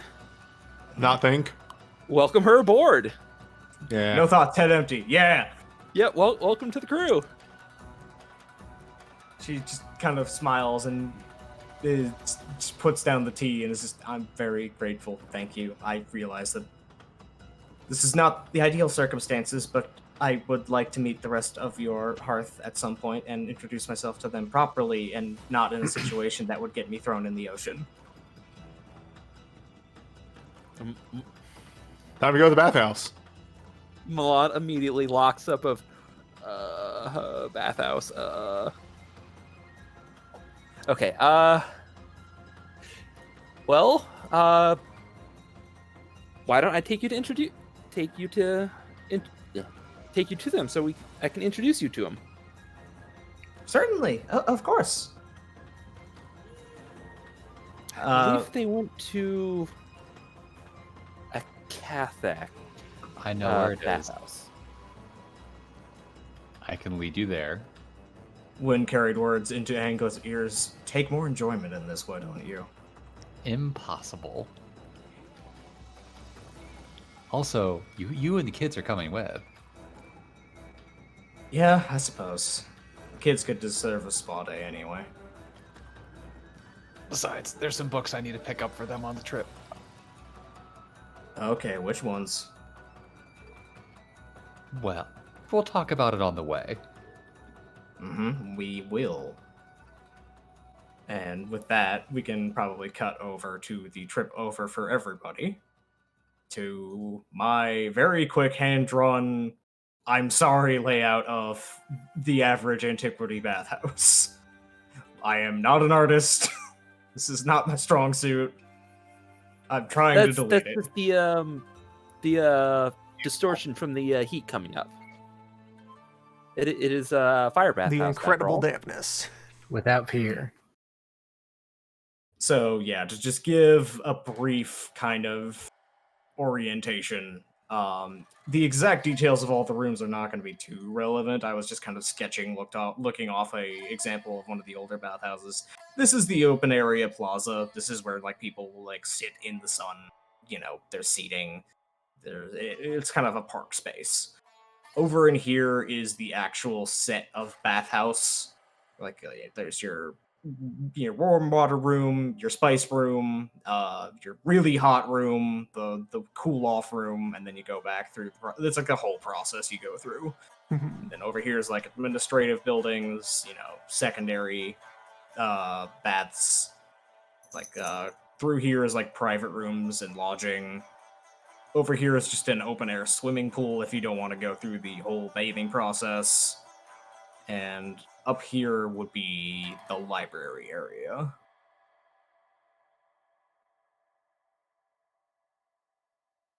So, somebody recognizes the bathhouse that I used. Yeah. Yes. Yeah, no, I got busted. Yep. And it's actually unfortunate that this exact moment, I really need to go to the bathroom. I'll be right back. Well, that's all good. This is not going to be a short scene. I'm going to say that. There's going to be a fair bit. I'm probably already here. Yeah. What is Yang up to? Yang probably like came here in advance sneakily up to the library. Where is the library again? Just up there. Do they have documents on how to make explosives? Documents on how to make explosives, you say? Just chemistry and stuff, you know. Roll me perception linguistics. There's a 5 plus 3. Okay. That's not terrible, actually. Crazy. Yeah, just grab enough chemistry books, staple them together. So, there is some introductory alchemy texts. There's nothing like an anarchist's cookbook in here, because it wouldn't be in It's here. a government library. Of course there isn't. Yeah. Well, actually, I work in a public library. You'd be amazed at how many things we do carry. But yeah, this is not the kind of place that would be carrying stuff like that. This is like probably a library outside of DC levels of sanitized. Well, actually, no. DC libraries are pretty hardcore too. But Oh, nice. There's a Library- lot of books on war and weapons and stuff. yeah, like this is most also a mostly this would library be patronized by one of the fight houses, so there's probably plenty of books about how fight good. Yeah, there's lots of war manuals, a lot of tactical manuals, more training manuals for weapons that you have never heard of, like in all the ones you have. There is alchemy, there is basic chemistry, but it is mostly focused on, military medicine and first aid. There is some that is like for like making, Greek fire equivalents for, terrain, and other things like that. And there is a little bit to do with explosives, but it is a matter of making explosives in creation is a pretty resource limited thing and usually requires you to have fire dust. Yeah. It is you can get some out of the books that you're like skimming through and reading through, and also you're kind of getting a look as you are going through with the library of like, this is a library, you're not allowed to take those, you're not allowed to mess with those. I know. I'm not stealing them. I am just copying a lot of their contents down to a journal, though. Oh, that's fine. Like, that's just, you're allowed to do that. At one point, I'm probably like sitting back on my chair like an asshole and somehow pen spitting a quill and doing a think. All right. So, and then I have the bright idea, like, do they have any research papers they keep around here from just like some sort of? Do we just like have like a science journal or whatever sort of like papers? So there are two tiers of this library, in effect. there is the basically allowed for mortals, peasants, patricians, etc., mortal dynasts, etc., on one side of the library, and then back in the corner is the restricted section, which is just for dynasts of the Dragonbloods, and that is probably where the good shit would be. You were also pretty aware instantly, especially because of the large sign that says, Princes of the Earth only. Violators will find out why. Well, cracks knuckles. I feel like it's time to touch the stove. You walk into the stacks, and number one, the first thing that stands out to you is they're not having anybody like check you or anything like that. Yeah, I Number figured two- it'd be like, if you can get through this, you're qualified. And you just walk in, and you're fine. Okay, so foundational question as well then. So is Yang, Sinus Brokass, or Yakuman visiting the Yakuman, library yeah. today? Yakuman is going to the library. If you want me to make a public library card, I will do under the Yakuman guys, All right, legally and step by step. just confirming. Yeah. Yeah. You are in Yaku disguise, not Sinus Yakuman disguise. is going to the library right now and doing just some Okay. basic This is just because I'm here. I got nothing better to do. I can't really, Okay. Roll me perception occult as you walk into the bookcases, because it seems like nothing happened. You're just fine. So that means something really bad happened. Can I give you a success? You mean a willpower for success? On the edges of your perception, it feels a little hotter back here. There's a presence that you feel as a heat, but you can't see it. Hey, guess what I got? What? Observer awareness method. Yeah, you're being watched by more than there is mortals that you can see in this room. Don't know from which direction. You can get the rough location, and the rough location of it is actually inside the shelf to your left. I was gonna ask if it was where the heat was coming from, but I guess I'll knock on the shelf to my left, just wrap it with my knuckles. There is a shift of the books very slightly towards the inside of the back shelf, and there is a pair of glimmering, just red eyes on the inside. What do you want? Oh, hi. I am looking for current research papers published by any Dragonbloods or any other scholars on the advances in chemistry in the last, I don't know, couple winters. That would be... Where is that? It just kind of is mumbling to itself as it kind of flickers, and then the presence is in the stack to your right. Your best guess is that this is a bound elemental of fire, which on one hand seems very strange for books. On the other hand, fire is the element of inspiration and quick thinking and intuition and all those things. So yeah, that probably works. Also, it would be a great way of just lighting anybody who's not authorized on fire. So there is that. Very prompt way to make people leave. Yeah. So it's rooting around. Tiny genie of the library. Research papers. No. Really? Not? Probably Damn. not here. You'd probably want to be checking out something at the Sinus houses. You really don't have one any of the larger magazines? libraries. Really? Sinus? I mean, who else are you thinking is going to be doing chemistry? Rikara might get you stuff for the mining industry, but All they do is drugs, man. That's boring. yeah, that's the point. They are looking for drugs. What do you want? It's just Fucking- kind of... You have never seen a bookshelf shrug until this moment. Yeah, I don't know what I was expecting. Okay, well that's Look, hang on. Let's see. Is there anything else you'd be interested in here? this is sort of a mystical thing, right? Because I didn't know what I was getting into when I walked in here, but this feels right. Let's see here. We got new addition. You got anything like spicy flavor, material sciences or something like that? metallurgy. It just kind of like a book falls off the shelf into your hands of recent advances in steelworking from Nexus. Ooh, yeah, that'll do.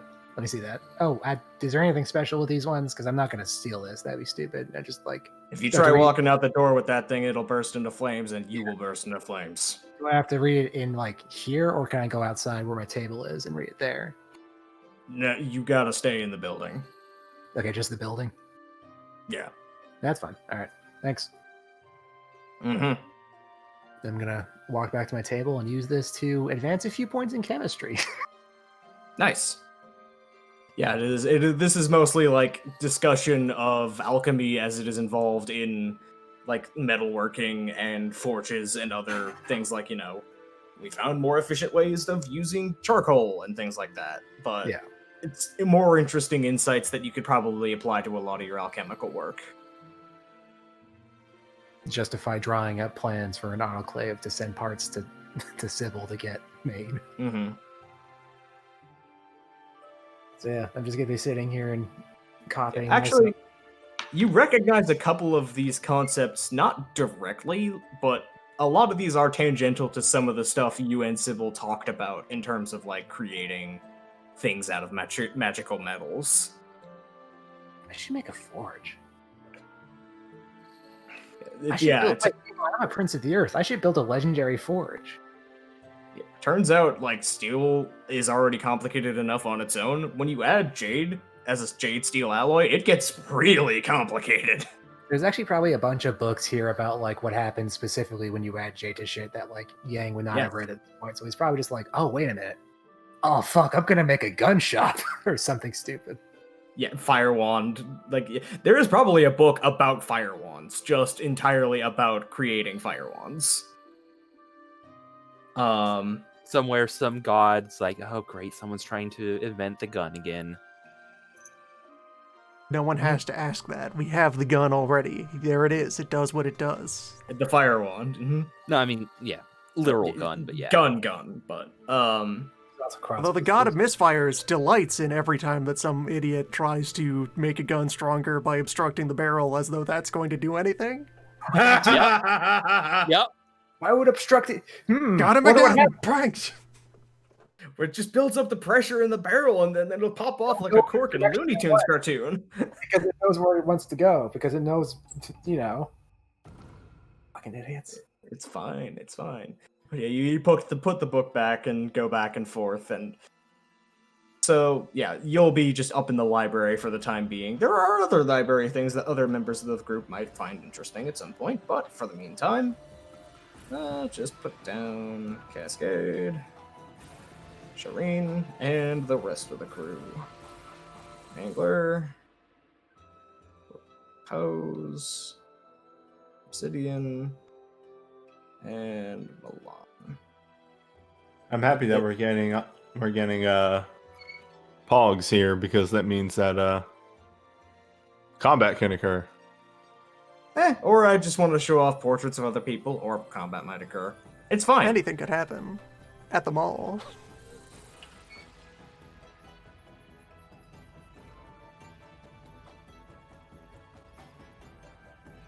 So, Repose, for one, will have brought the gray shirts along, the gray robes, with the intent of one of them at a time will be acting as his attendant. He's going to be going into the noble baths, and the rest will be hanging around outside.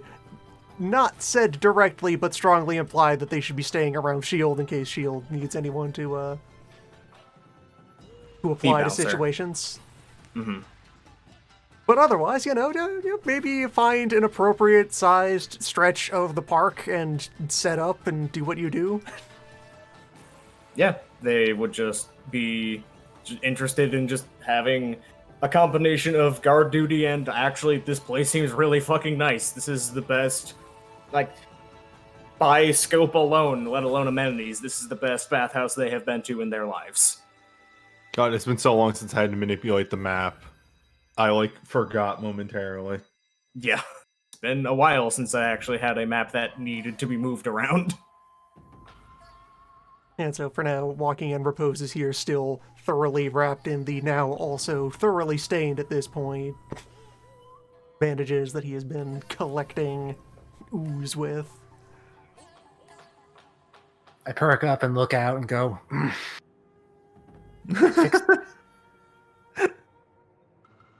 doctor Beats. sense just went off.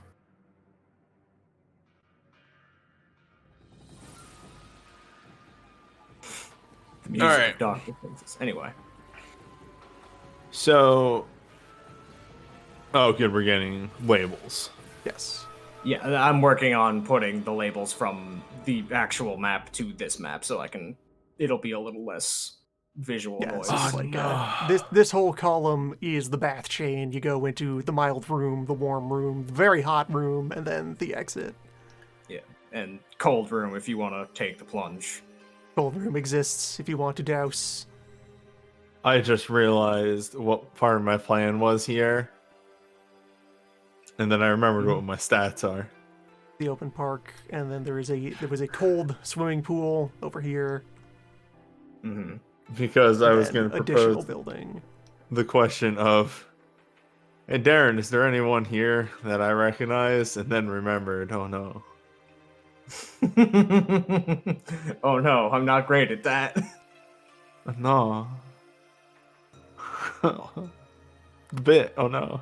Immediately walks face first into his dad. Don't worry, if anyone recognizes you, they will probably announce it very loudly and very So- clearly. Expecting that Obsidian is still very tensed up and nerved in a bit of a fugue. Repose have been kind of leading him along over generally bathwards. That is an actual question though, Darren. It was roll me. I guess the closest thing would be perception awareness, and I'll give you a 1 die stunt for being able to like. This is your this is your turf. You would be able to recognize people more easily. I know what I'm asking for, but you asked for it. It's a thing of like, I'm the only one who would know someone here. Normally I get, wizard eyes over there to look at stuff. Anyway. Hey! Hey! Okay, so now the question is there someone here you directly recognize today? Not directly, but you have a couple of, like, I might have seen that guy back in the House of Bells? Like, moments. There might be more people in the baths themselves that have... Yes. Okay. Yeah. But, like, All yeah, right. that was the check, like, the outside. It has been decades. A full graduating class has happened since you Yeah. left. Mm-hmm. Well, as is the method that he do, there's only one set of bats. Is there? I would have thought it would be like I was saying earlier. There's 2 of them. I'm just still slow on the labels. Like this. Okay, so like this right here, immortal section. This Alright. back here, dragon blood section. Yeah. Everybody starts walking towards the back, and Obsidian just. Yeah. And so So- incidentally, I'm not going to like micromanage out all of it, but for everyone who has spent an amount of time traveling with Repose and encountering him previously, the shift in attitude as he brings out this prepared persona that he is going to play here at the bathhouse today is extremely jarring. He is engaging in a lot of menial, incidental small talk. He is being conspicuously loud when he does so. It is clear by tone that he is speaking to a specific person at any given time, but he does not care who in the general vicinity happens to overhear him. It's kind of an implicit challenge to anyone who would like to approach and interrupt whatever chain of thought he is just placing out into his surroundings. The only thing still in common with his usual behaviors is that there is a lot of gesture and general brandishing and pointing of his hands involved. But otherwise, it is weird to see this person who you've seen be earthen for most of this year is now being very abruptly more hot. Spicy. More spiced. Okay, roll me. Just kind of unfurl that prepared. Yeah, charisma presence with your like the instill is gonna fire on its own. Roll me charisma presence as a way of just getting attention.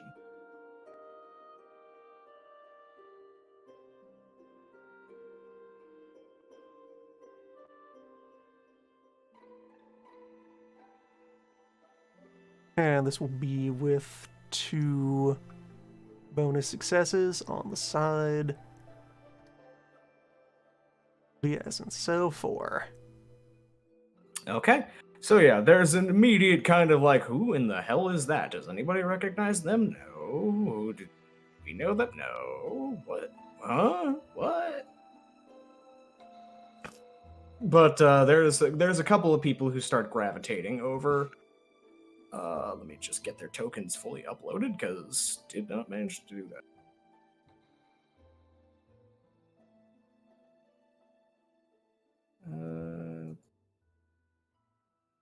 But yeah, the first person to start approaching is appears to be young dragon blood. Young looking. Who knows how old? With a kind of a dark red hair, not Scarlet Empress red hair, but reddish. Pretty, obviously carries herself like a soldier, has seen combat. Is the sort of person for a split second where Milan looks over and is briefly confused. Is like, wait, grandma?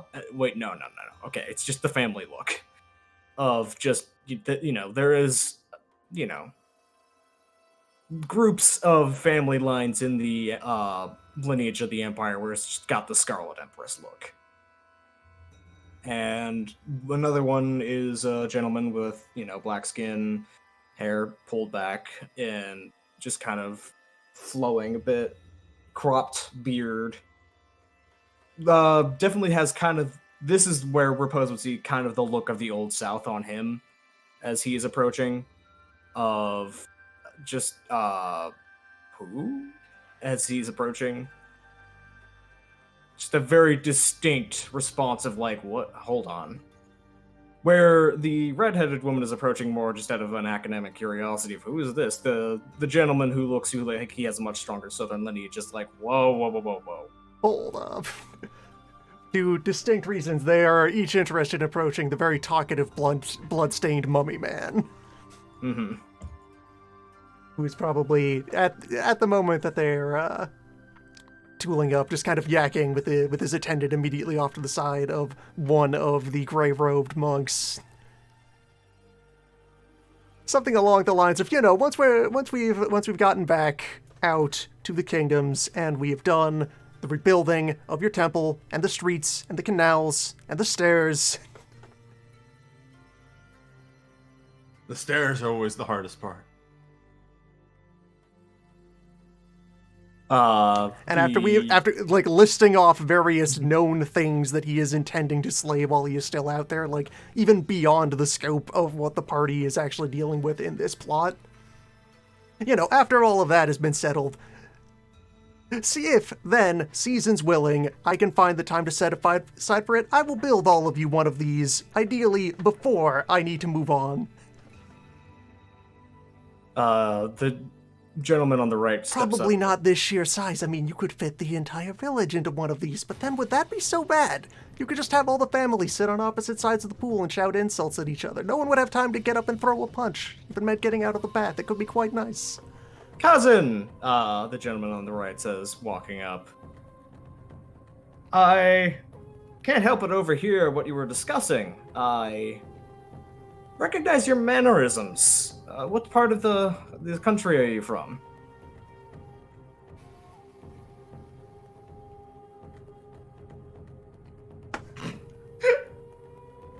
Whoops. All right, so actually, for once, there is very little awkward pausing and hesitation and deference in how Repose is reacting to being approached. Just very quickly, with a bit of a snap of the fingers pointing back, the short question with the longest answer. The man kind of raises his eyebrows. Ah, well, I do enjoy the long answers like that, if they are entertaining enough.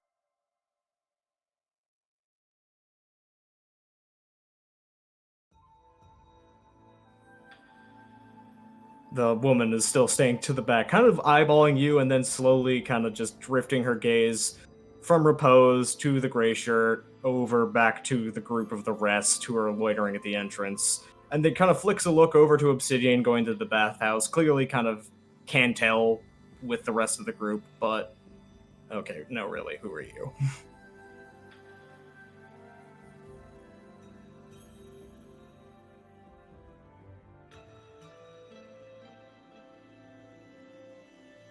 Well, we walk. Well, then we walk, and we start moving on in the general direction of the bats. I would hate to have to tell this fine gentleman gesturing over at Ron, to have to commit the rest of his day to holding my towel. There are far more sacred tasks that he could be devoting his time to, though some would claim otherwise. Not myself. Rowan just kind of grins at that. It would be a wonderful year if I could tell you that I had acquired any of this, gesturing at his general, clearly injured and bandaged condition, in confronting the enemy.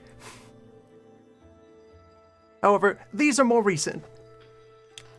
I've taken the opportunity in recent times to approach the bones of Hesiod, or at least what the people in that city claim are the bones of Hesiod. If they are not his, they are someone who can certainly make a fair effort. Roland just laughs Claiming. pretty hard at that. Henri just kind of has a wry smile.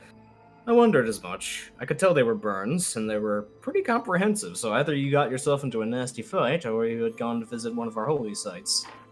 And yeah, he will be starting to take the time to gradually unwind the bandages as he goes on talking. That is not to say that I have had a shortage of confrontation with the enemy in recent times, and I would love to present some manner of lasting mark upon my person for having given my flesh in service of the defense of creation. However, this guy... as he is undressing over on the side, mask still Obsidian on. is just, everybody is just starting to undress at this point, but Obsidian takes off his shirt right as Absolute Pros is saying this. And Roland and Andrew just look over to the giant chest scar for a moment, just like, whoa! So who wordless. I have known the company of for not even 3 full seasons. And how many of The Walking Dead have you thrown yourself in front of? I don't ask him to do this. Like, legitimate, like, stops undressing. You see the helmet sort of like tilt to the side. 50? Yeah? No, well, how many do you count in the large battle?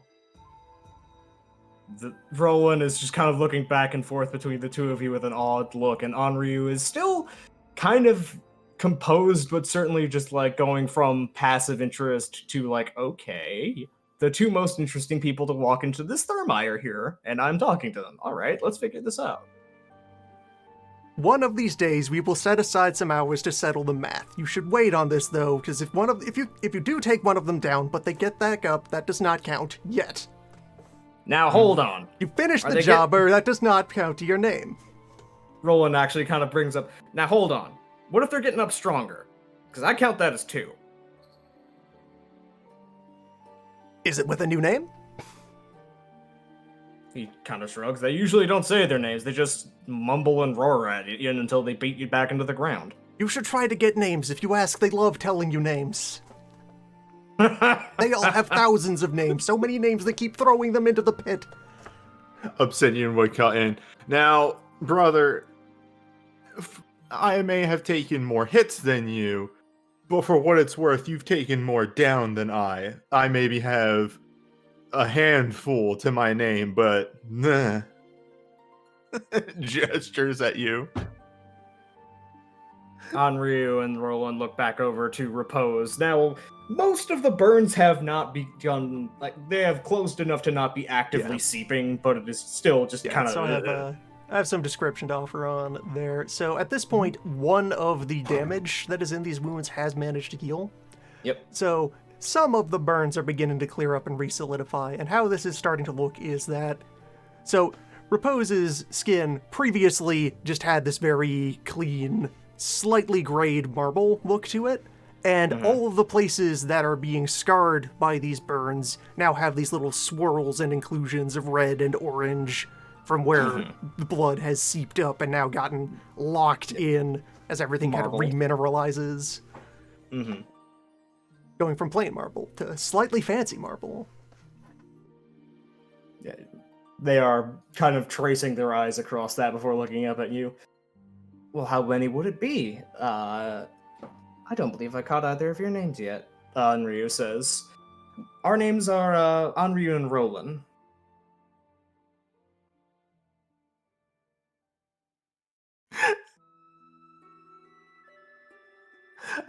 Wait for Repose to go first. All right, so at this point, Repose has managed to finish taking off all the bandages of the extremities. He's, saved revealing the face for last. Not that this particularly means anything that you would expect to be recognized by anyone here, but he will. It's still a dramatic moment thing. It's still a dramatic moment of revealing his face, setting aside those bandages. Ron now has an exceptional pile of bandages to sort away and deal with, and then Disinfect. Then he will, appropriately square up, reach the one hand off to the side, grab hold of the vest, and, Yakuza shirt unveiling swoosh to just take the whole robe and armor situation off in one clean go and present, the entire back panel of his body art, of which now to establish the, centerpiece of it, coming from the top of the back down the spine, is of a falcon diving out of the sun, and this is an indicator of the knight who found and recruited and trained Braze those ages ago. Both of Obsidian, because Repose's back is turned. Obsidian can see both of the Catholic eyes just bug out of just oh, this guy is legit.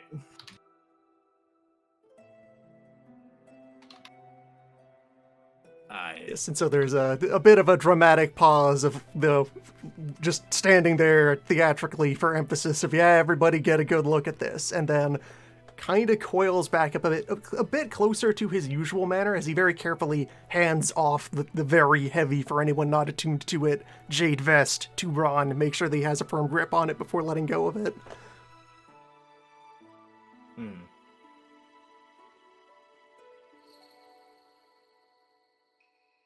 Just a bit of a moment of his usual, more muted and restrained courtesies before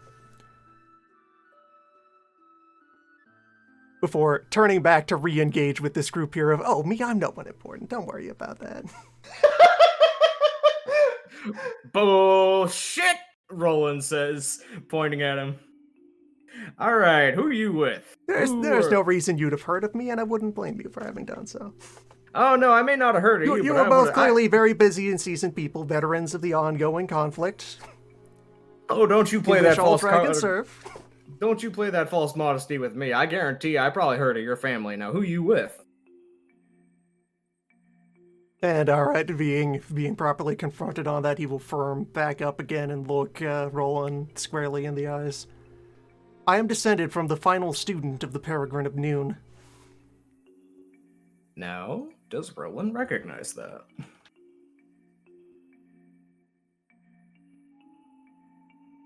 Catholic looks like he's seen it. Roland looks like he's seen a ghost. Yes.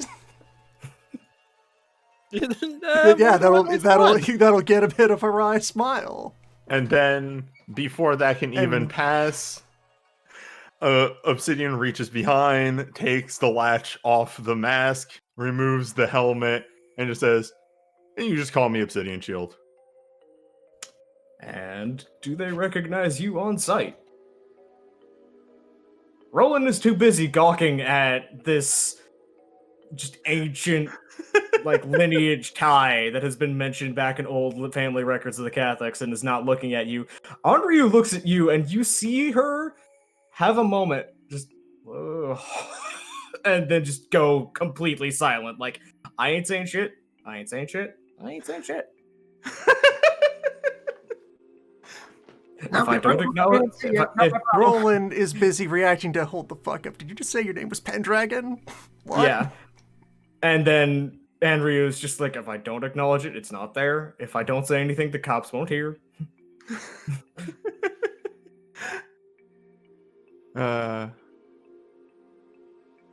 Okay, out of character.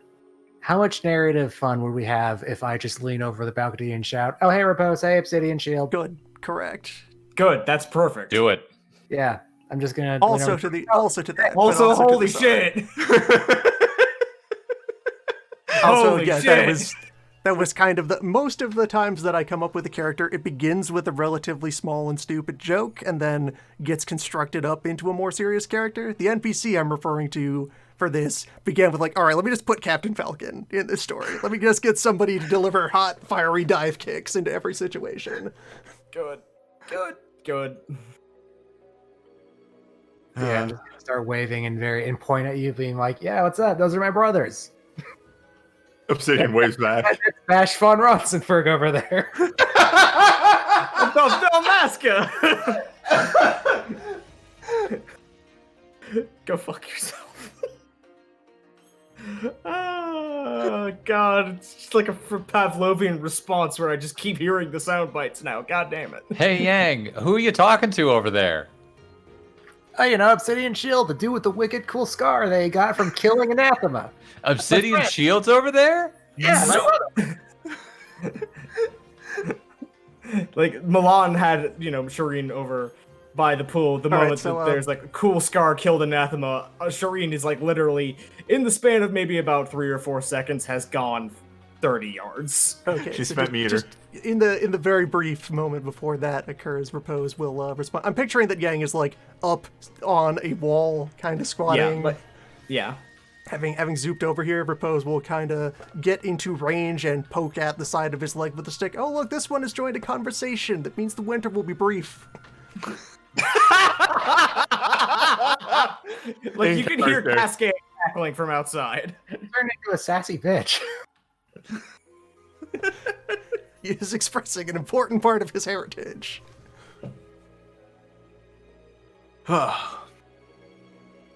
Anywho. Roland is still just kind of goggle-eyed at Repose, while Anryu is just very quietly evaluating the situation in the corner as everybody's just getting ready to, wrap themselves in the towels and go, through the spa process if necessary.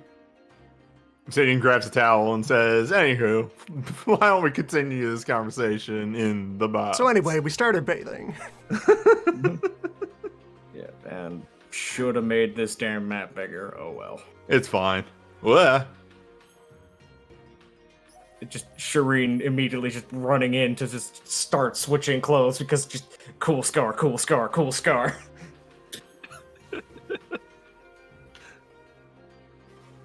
So it is, you're not completely alone in the hot room. These are, there's a couple of other, soldiers, maybe one other Dragonblood or two, but yeah, it is mostly just people are just going through, haven't been paying too close attention to the group as of yet. not until we start getting loud, telling our stories. Yep. Actually, we are here for one express purpose, correct, group? What? I'm We talking do to have the a rest very of the important mission. Yes, I have a very important mission. And that would be Anryu says. Oh no, this is out of character. This is the side Oh, okay. talk here, out of character, to settle. Okay, yes.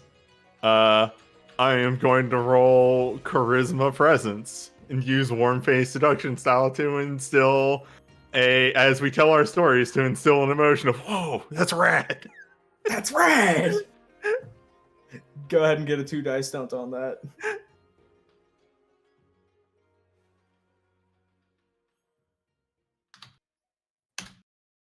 Oh, That's rad! just beginning from, all right, so we were in Grey Falls when these two fine and upright, proper gentlemen of the center roll into town for the very imperious and draconic purpose of buying wedding gifts. And then just proceed into retelling events of this year.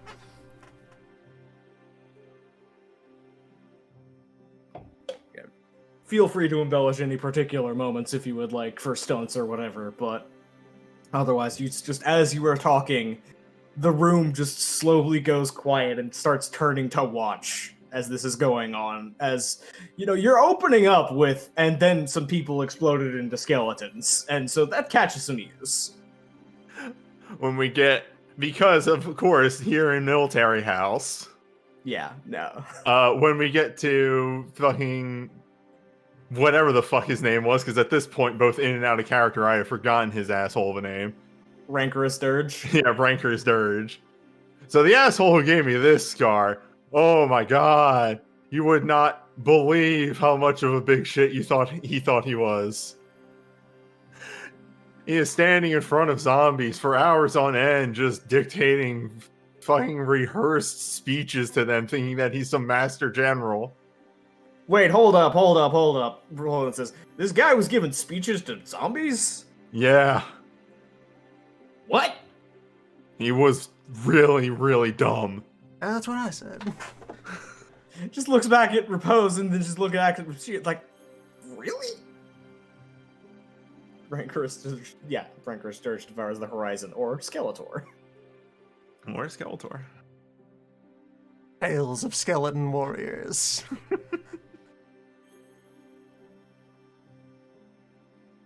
So yeah, just going through on that and talking about the battle Just in leave which out Obsidian, all the parts that are private and incredibly illegal.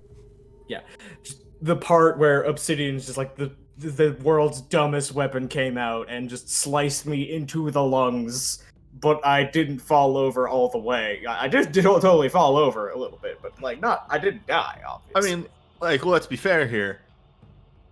I say it's dumb. That thing was pretty cool, and that's the main reason it got me. Let's be, yeah. I'm gonna be fair here. I blocked the stab. Wasn't expecting it to turn into a scythe. Anryu was just kind of nodding in bewilderment, like, I wouldn't be I wouldn't have seen that either. So, moving on through the rest into That is the the wild. way they do things. Nothing can just be one thing. It has to be 5 other things. So at this point, when you have established that you have killed one of the anathema that took thorns, not only is the entire room listening to you, people from the rooms ahead of you in the process are going backwards in the spa to come listen. They're already halfway through the bathing process and they're willing to just go back and start over, because did that some guys just say they killed the fucking Abyssal? What? Hang on. So you are getting a small crowd in the room at this point. So, it continues going on into the Wild Pocket adventures and the Fae. And at this point, Shireen has been going on just, kind of vibrating in place the whole time since the talk about the Abyssal. And, just going on about all of this. And then, unfortunately, Old Man is not here for the object lesson, but there is the events of Dr. Beams. So You just anyway, leave Old Man out of the versions of these stories. wait, And just leave him as a surprise for later. So anyway, I had my whole noble sacrifice thing. This guy, when,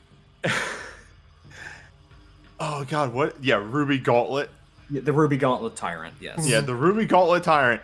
Oh my god. Okay, so we hand off. Mistake on our part, but we were incredibly low on funds. We hand off the armor. Was it the armor or the weapon that we had? We kept the weapon. The weapon was too dangerous. The armor we sold.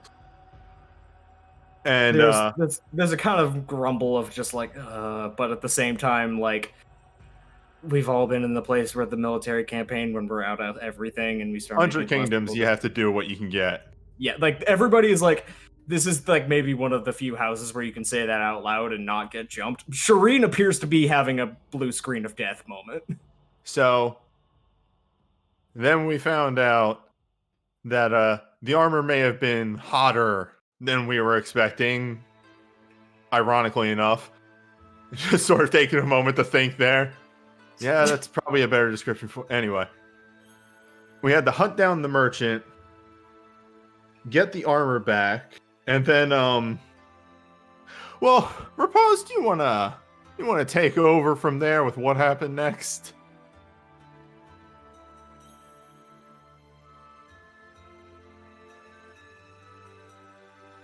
And Repose will actually need to, like, take a moment of just internally being more serious, because this is a very serious subject, before putting it back through the lens of this attitude he is adopting while he is here. And so he will still be, through this stretch of it, a bit more muted in how he is delivering things. And just sort of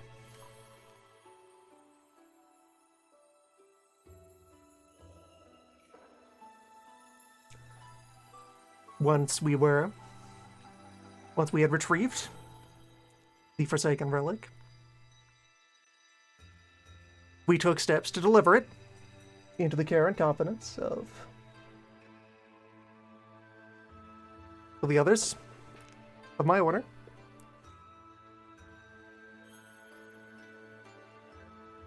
For safekeeping.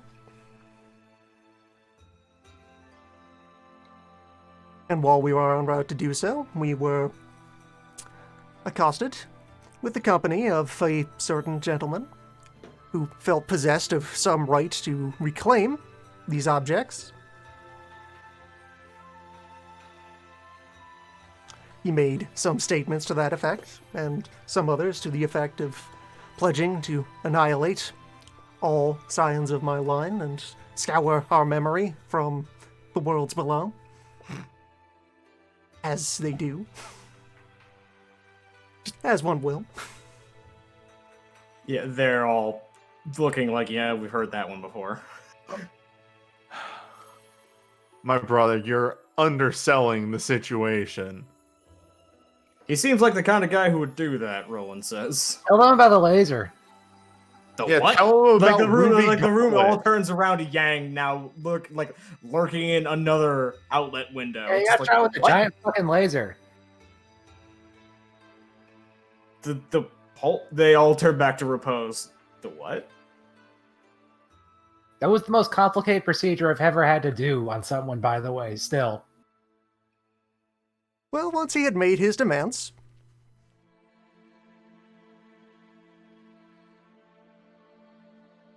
I considered the merits of his case and bade that if he wanted these items so dearly, that he should come and claim them.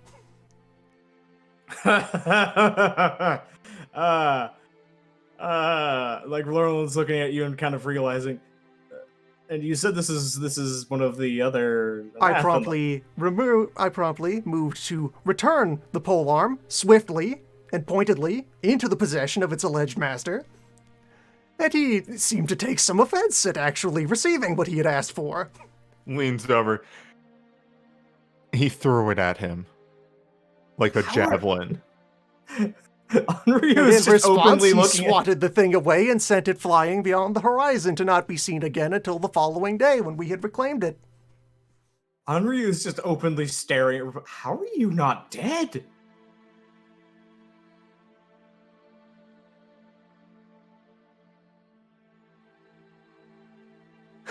Just thinking, The awkward pause How of do we- everyone else. how do we introduce old man to this story? Well, you use the armor as a shield. Well, yeah, but also old man as a shield. We get to that later. But yeah, I would say We don't tell stories about old man. Old man can tell stories about old man. We respect his Repose privacy. over there That's a had the weird bright memory. idea of using the abyssal armor as a shield. It worked, but let's just say we didn't have to destroy the armor In afterwards. further consideration of his demands, I left the other article in his immediate vicinity to be retrieved as he so wished, and in response he released a mite comparable, though in great strict terms unlikely to be entirely identical to when he will, like, invoke a proper old realm name for the solar death ray. Spits. As a spell. Like, everybody just reflexively, like, turns over their left shoulder and spits. Yeah, that was the exact Yeah, moment when I everyone. thought we were fucked. So, like, bringing back an old bit from quite a while ago, Repose will have actually brought some small amount of wine with him, and will take a moment to stop, carefully pour, smell, savor, etc., and then sip, swish, spit on floor, resume talking.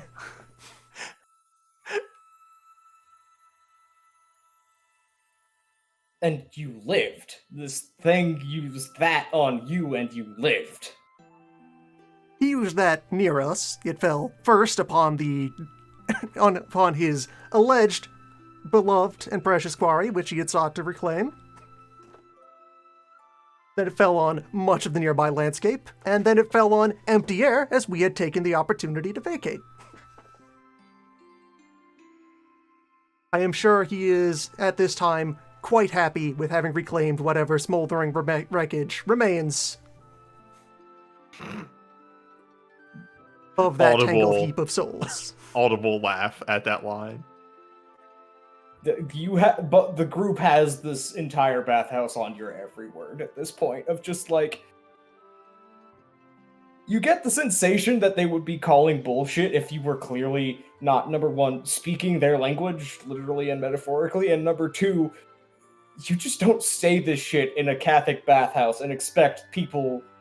Like, there's telling tall tales, and then there's just saying something. This is the tall tale where we also admit some frankly embarrassing mistakes that were made as part of the process. Yeah. Yeah, like, y'all are admitting that you screwed up, so, like, this is clearly the true story.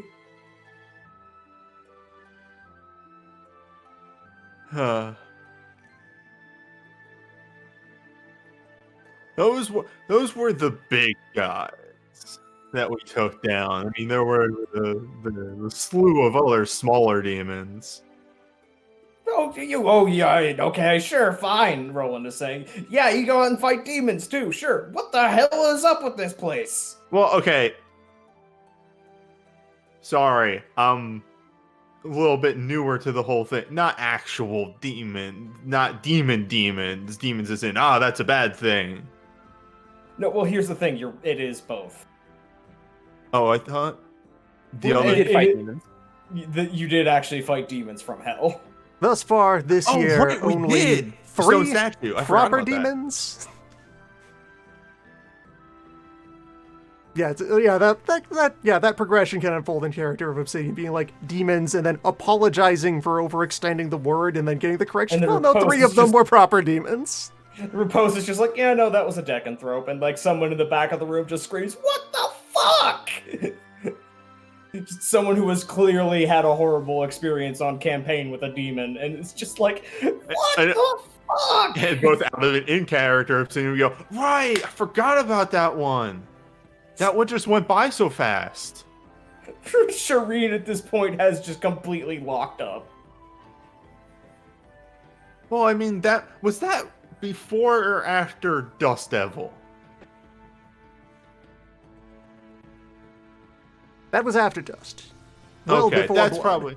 probably why. I was still thinking about Dust Demon, Dust Elemental, and Dust Elemental? Onryu says, and Shireen just kind of knocks partially out of the part. What was it? I'm bad with these terms. Alright, and Repose will actually very abruptly plummet back out of this persona back into his usual state of things for just kind of a quick, that is a complex topic. That's very fair. Shireen, upon hearing non-standard elemental has been knocked out of the fugue and just like brain overload visibly. you know, elemental. Bad elemental. And then there was also blood. Blood? And then there was blood. And Repose will probably like just get just an entire like basin of whatever pre-bathing liquid is available here, and just kind of throw the entire thing over his face and spend a moment stewing in that before Who fucking does that, Damus? Like, seriously. putting it back down. How did all of you spend the high tides? On fucking dampness. They're kind of too bewildered to answer at this point. This conversation has gone places.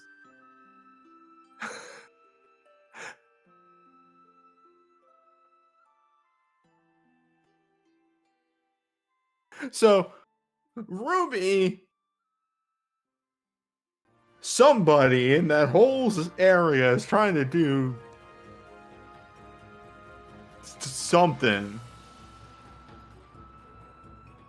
Tried to instigate a war in order to get a lot of dead bodies so that they could have a lot of army.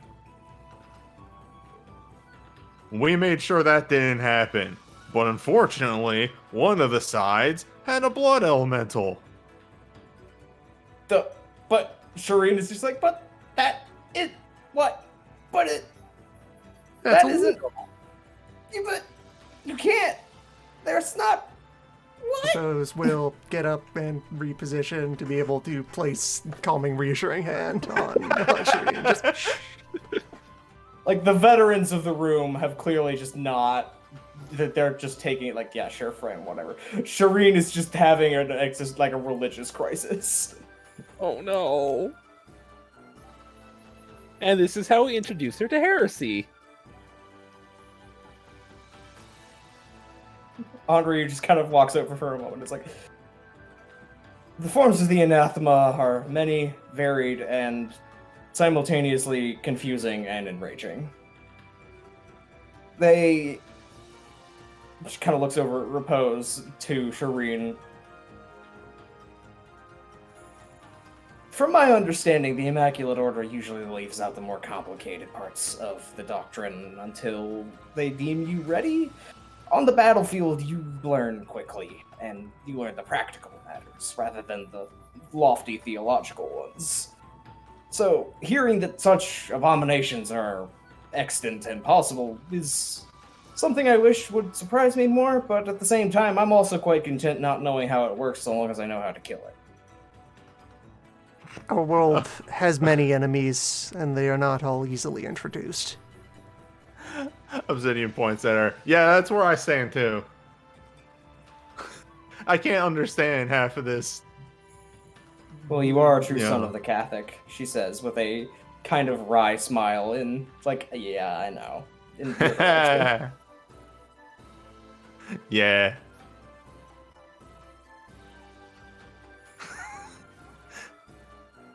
Okay, Repose and Yang, because you're the ones looking in. Roll me perception awareness again. Obsidian may roll if you feel like it, but I want to roll read intentions. okay, yeah.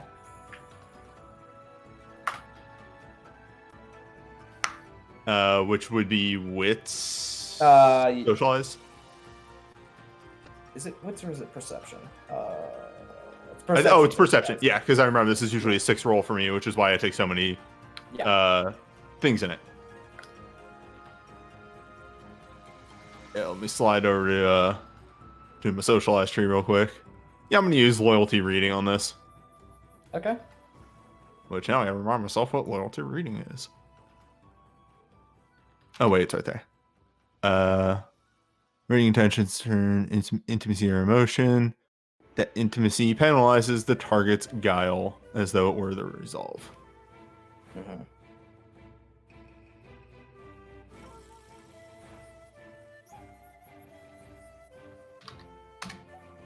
Cool. I'm gonna use a a thing, one of those willpowers. Yeah. So near as you could tell, you can't quite figure out Onryu. Rowan is starting to realize from Anryu's body posture that she knows you and is adjusting his he seems to be more respecting of you. It's hard to tell what the dynamic is between the two of them. Repose can tell that the rest of the room is kind of slowly beginning to whisper to each other. Oh, shoot. Actually, I got something else I wanted to add a roll onto that. Because I could have easily have had this by this point. Oh, yeah, sure. Yeah, I would have Friend of All at this point. For the capital. Yep. So yeah, that would have given me an extra dice. Sure, go ahead. Oh, there we go. Damn. Oh well.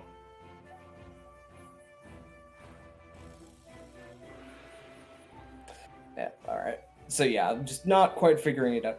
Repose and Yang can tell, like, Yang especially can tell that there is a kind of a gossip firestorm going on. Repose can just tell that people are spreading information. Yang is probably like, oh, they're probably figuring it out. Just under the table. And passing the word around. Yeah, I probably saw a few people like filter out by this point. Yep. Like, either back into the hot room or back out towards tepid room. Yeah, probably to go like tell someone about, hey, there's a ghost in the bathhouse. Yep. I also very much approve of the adventures of Old Man in the chat, and hope you feel Old Man's text-only adventures in the side stories. Yes. So I feel like we've been... Old Man has the cover arc for this section. Yes. I feel we've been talking about ourselves so much. Why don't you tell us about yourselves? Anryu just kind of smiles wryly at that. Rowan, why don't you lead? Rowan nods. Well, I'm a proud graduate of the House of Bells. Was deployed to Anteng for 40 years. And helped keep the peace as a member of the Imperial Legions. And after the dissolution of the Legions, went back to my house and have been spending the past 5 years trying to figure out what to do with myself. Really, before speaking so openly. Anryu? And Anryu just kind of nods. I have ever been a member of the Cathics House Legions. And have spent most of my life as a attaché to training the new generations. I've spent some time in the House of Bells as a teacher, and I take pride in making sure that the new generations learn from the mistakes of the prior ones, so unnecessary errors don't have to be repeated.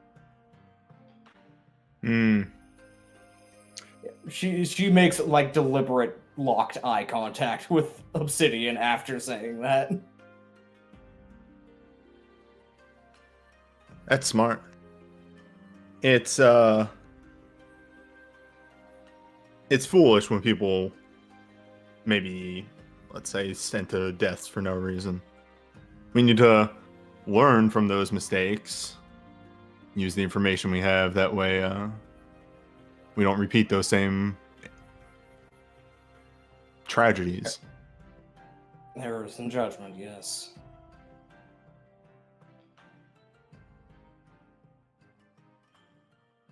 She leans in very quietly, and Roland actually backs up as she leans in. Neris, what are you doing back here?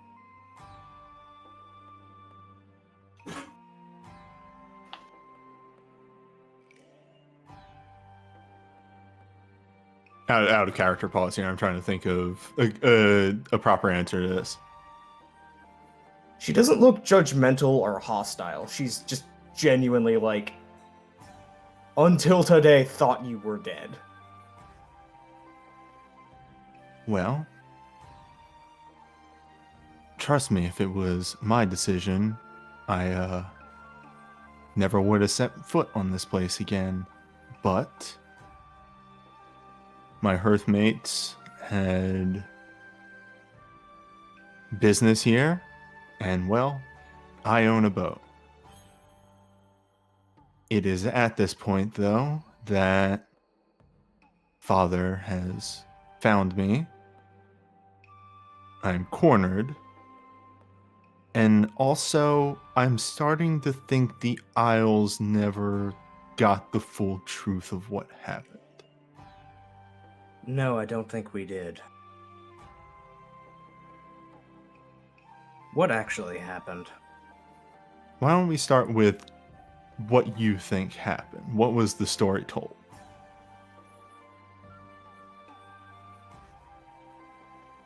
That you were ordered into exile for insubordination against your father on campaign over a disagreement in how the campaign should be led.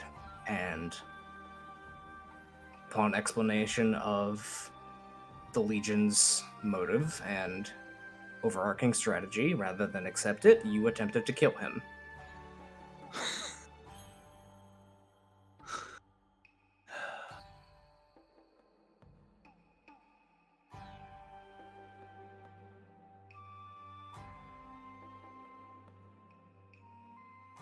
He would go into explaining the exact situation.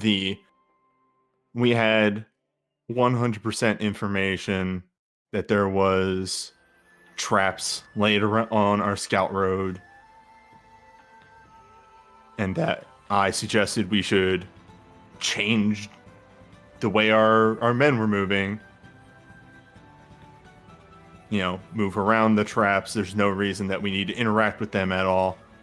At which point, Father decided to send the scouts, the whole Legion, down the same path through the trap. She just closes killed her eyes and just starts to all shake of her them. head. I will admit that my anger got the best of me. I never intended to kill him. I challenged him for his position as general. I'm not surprised.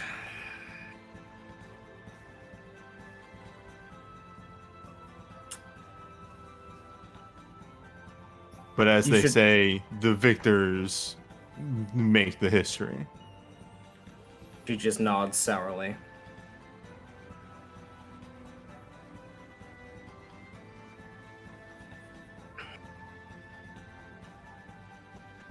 Does he know you're back? Oh, yes. He, it would explain, like, you know, Yeah. I was keeping to myself on the boat, but he clearly knows that I was moving about the 100 Kingdoms under the name Obsidian Shield. When he found Obsidian Shield's boat was coming to port, but Obsidian Shield wasn't on the boat, he got very suspicious, and I was keeping to myself until I had to perform a role as bodyguard to Brother Milan, at which point he recognized me because I was unaware that he was a senator now. Yes, upon the return from the Thorns campaign, he was given he gave them a private audience with the Empress herself. When he left, he was a senator. I can tell you, I've never seen somebody look so unhappy to get a promotion. Well, let's just say the war obviously did not end well for him. Didn't end well for any of us. That's true. It was.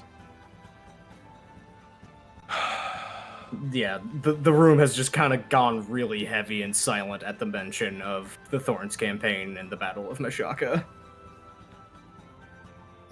I think back to that and constantly just think, why were we even there?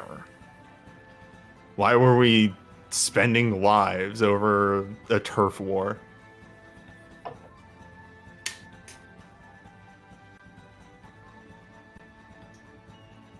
This is just one moment.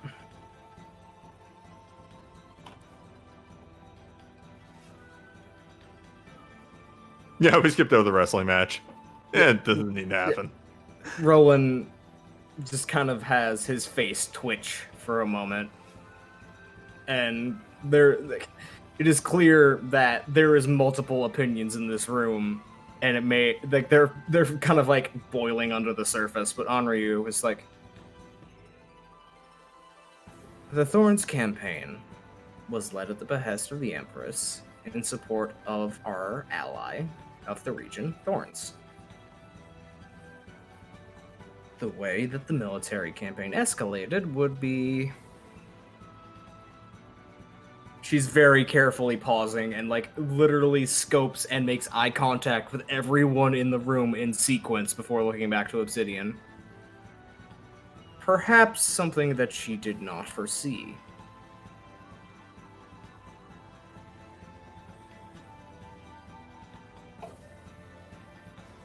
Yeah. It has been her will to establish the firm grip of the Dragon-Blooded and the Dynasty in stewardship of creation, as is the creation ruling mandates would.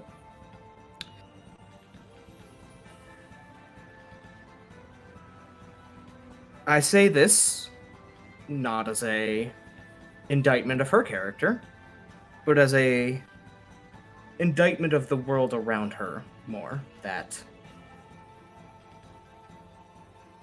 in recent years it has become more and more difficult for her will to be enacted, as even as divine and powerful as she is, there is a limit to what one person can do.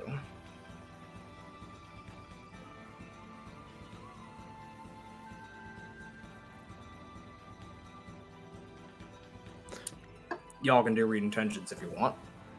Yeah, I'm gonna throw another one of those out.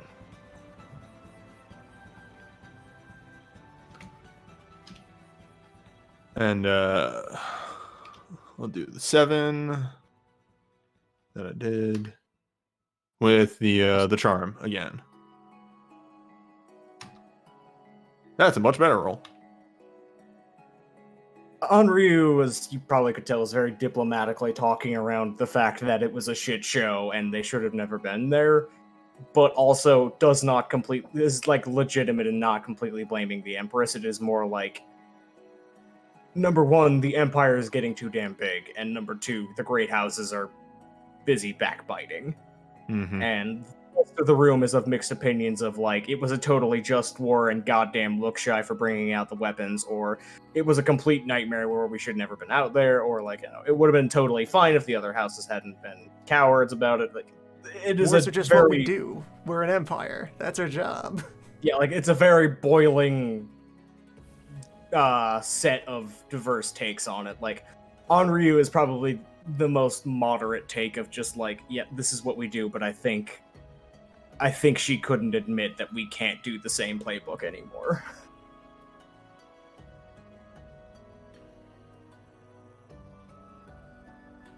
Either way, we're getting slightly off topic. The long and short of it is, I honestly don't want to be here all that much longer myself, but I don't think my father wants me.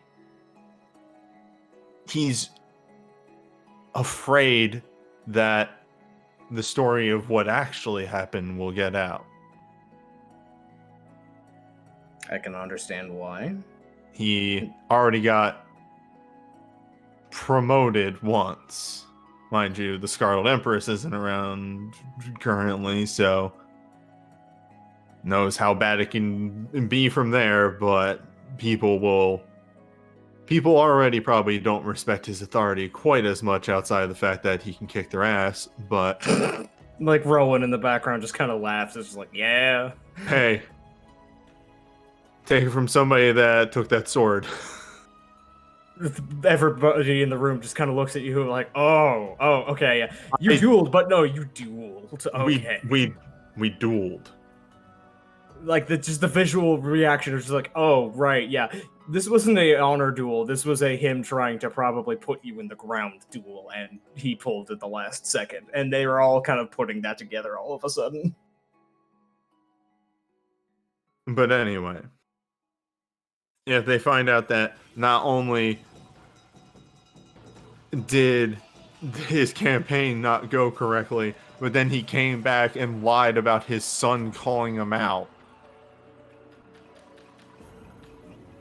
It That's, certainly would be a large loss of face, yes. Yes. And let's just say he's putting a lot of manpower behind me not being around him. He sent a god after What? me. Yes. He sent a rogue god to the boat. Legitimately, the only reason I'm still here is because I decided to go to Parliament that day. He wasn't expecting me to go to Parliament. What Okay, kind so of... for just a brief interposition here. So just for comedic impact, probably Repose was, doing an appropriate amount of giving the usual respectful distance that he was, and then at an appropriate gap in the conversation, started to get ready to ask Sharon, so what brings you here? And then at that exact moment is when this conversation topic arises and she zoops out of the way. But still gonna do that read intentions to see how is she taking this? How is Sharon reacting to a lot happening in short order?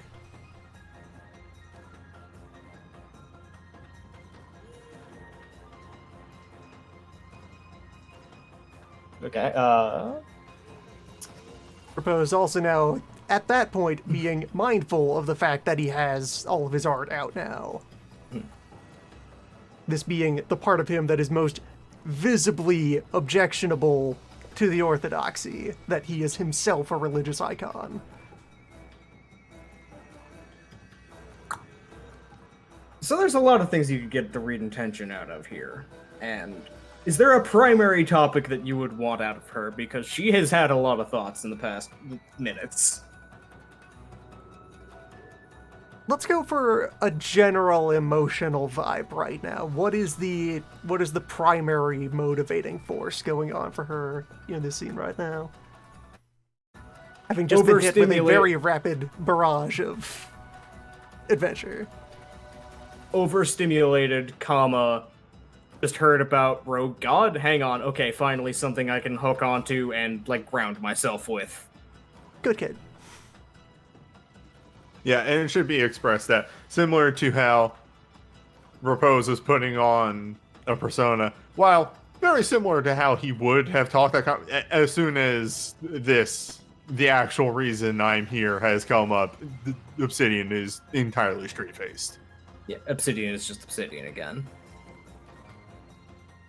So Shireen is just, like, staring Obsidian in the face very pointedly.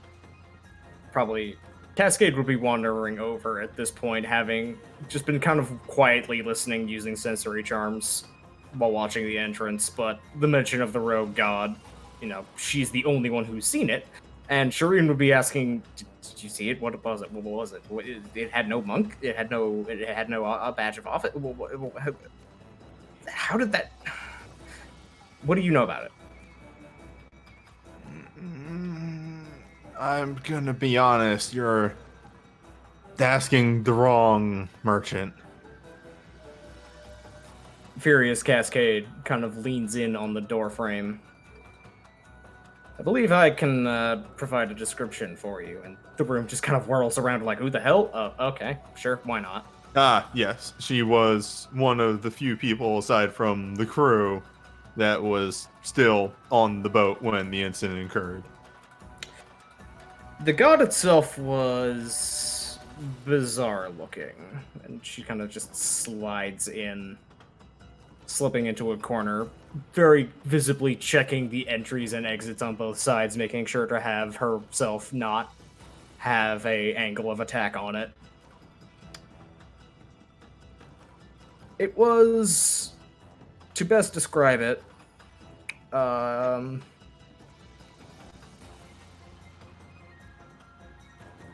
Alright, I presume the rest of you from the House Catholic know this.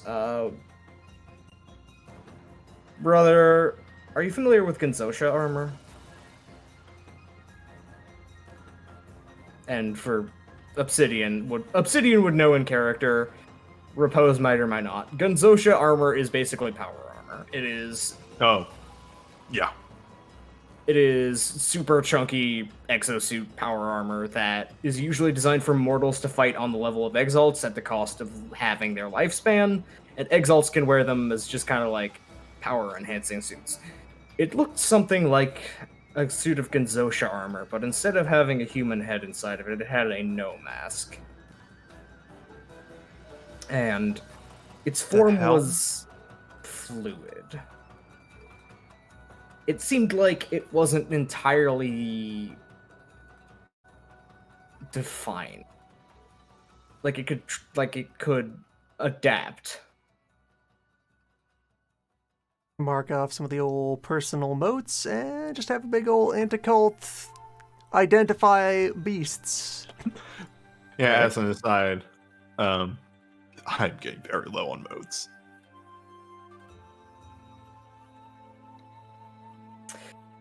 Well, if it looks something like Genzosha armor, then it may or may not be a god that was around since the Shogunate. That would be a pretty high level thing to be going out on a deniable, disposable mission. However, if it was related to concepts related to the Shogunate, that could work. Something like warfare or power or some other lingering office on the Isle that has just been around. Like, if it is something that has just been around, it would be pretty easy and deniable for the god to just kind of go off the clock and go do something if it's not having pension paid to it. Some manner of Kronyard.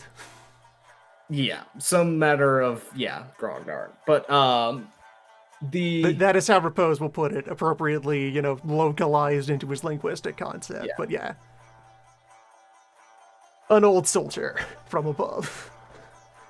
Yeah, that is the closest thing you can guess, is some sort of martial god that has either been around or was put in an old office and ended up looking at it.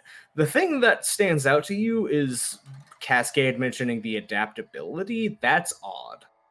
That feels like something either unique to the office that you're not aware of, or maybe some assistance was involved.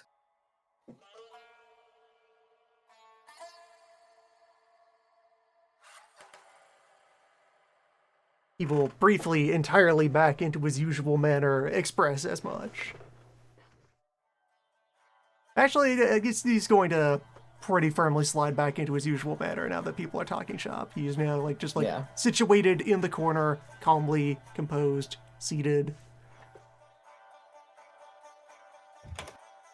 Ron is occasionally throwing another bucket of water at him when signaled. Everybody, and this is just replied to with a firm nod.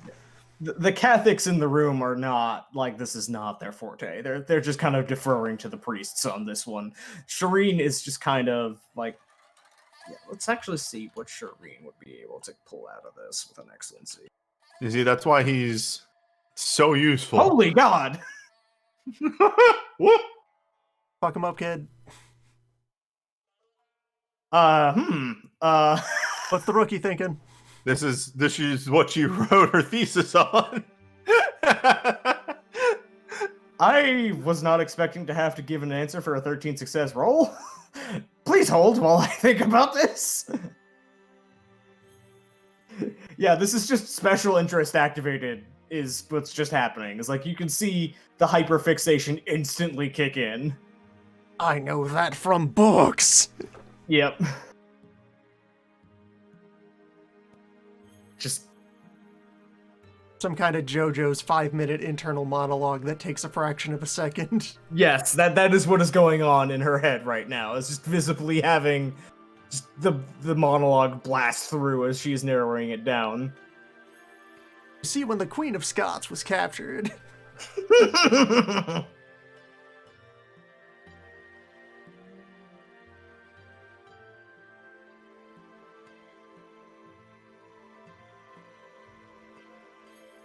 What was the god here to do? In she's like- character. Unwavering eye contact, just utterly intensity. Would look past the lady. You want to take that one?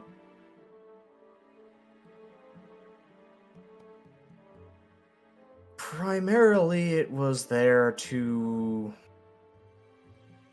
from our best guess, do deniable wet works against a target that might. Cascade is choosing her words very carefully. Might have gotten the umbrage of heaven, if not fully deservedly. Shireen just kind of goes back to just vibrating and just kind of tapping her fingers against the side of her head, very quickly thinking.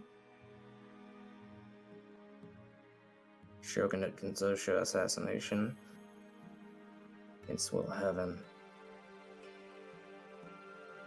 Unmarked. Unmarked. They didn't tell us. They didn't tell me. Okay, one of two things happened.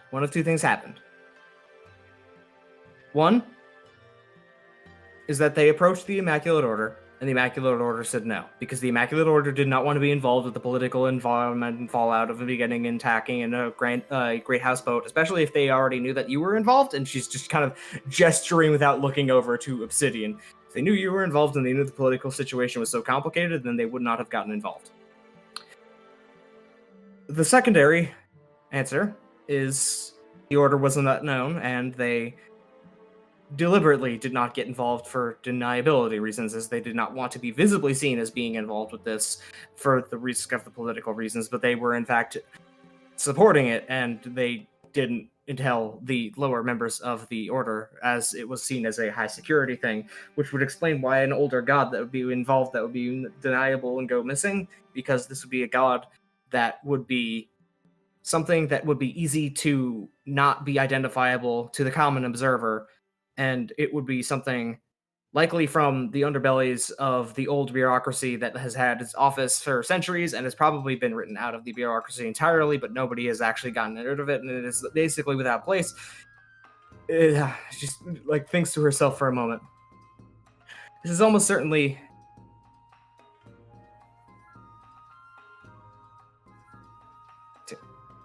there is a final moment as she is just thinking.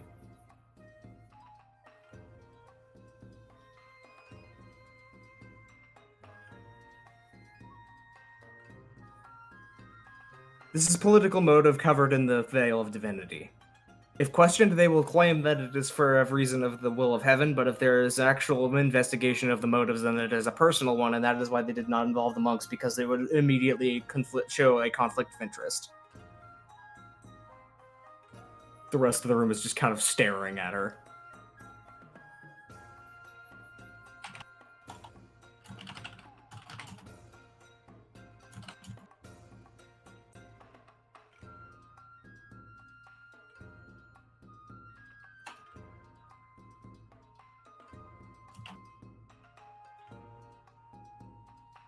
Well, There's just kind of a silence as people are realizing, like, oh, wow, okay, this is complicating matters. yeah. And that is the And- sort of year we've had. And for what it's worth, 2 seasons in. why am I here? Well, he wouldn't expect me to just go someplace public and out myself. To be fair, only an idiot would do that, Roland says. Yeah, I'm pretty dumb.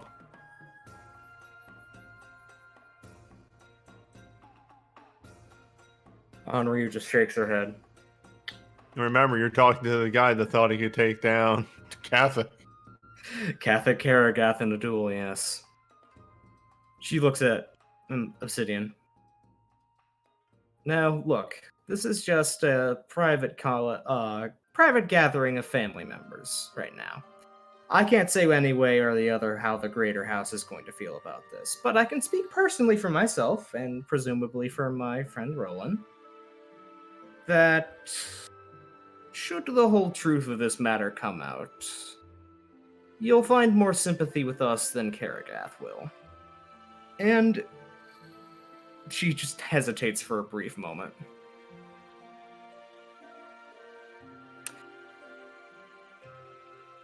If you wanted to escalate this in a matter that might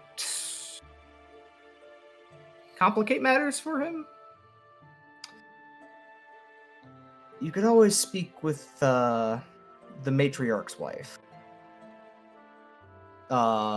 This would be Catholic Canaan's wife, matriarch being, the gendered title that is still applying to Canaan despite him being, mask. But his wife is Catholic Urima, and Urima is known in the house much better than she is in the rest of dynastic politics. I'm not making you roll for this because you would be quite familiar with this with how you were raised. She's mostly content to stay internal on Catholic politics and mostly has just been contented in, advising marriages, guiding the house legions and the promotion and their things like that. And just kind of tending to the house while Catholic Canaan takes care of the house's presentation to the rest of the Isle. And it is probably the case that, especially if Anryu is mentioning it, if she is so good at internal policy and Karagath is such a divisive figure, if you get her on your side, he's fucked. At least when it comes to the family.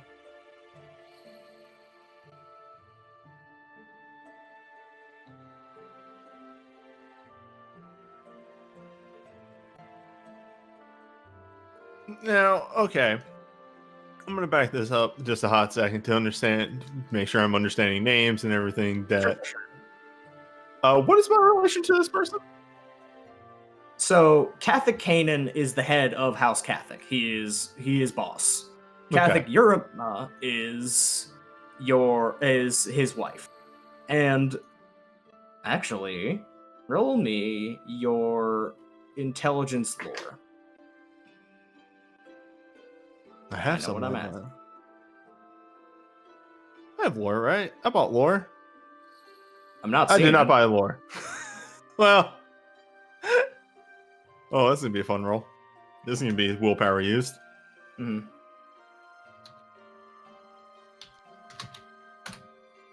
Yeah, it's willpower used.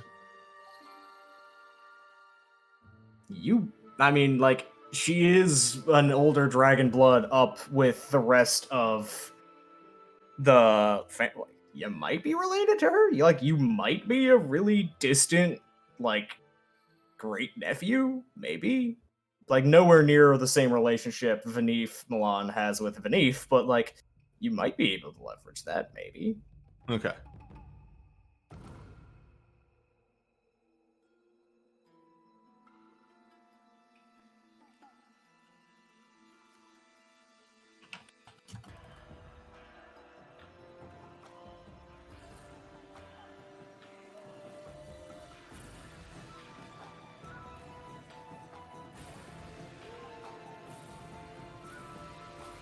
God, to round out the Yakuza chapter, you have to make an appeal to the chairman's wife. I wasn't even thinking of that.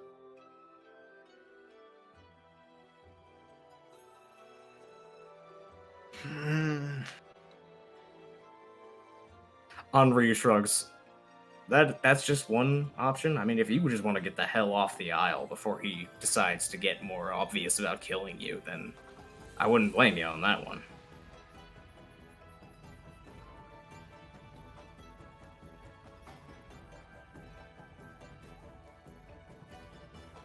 Actual pause in character. I'd have to talk to my hearth about it.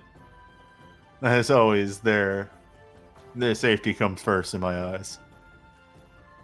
She nods. Noble goal.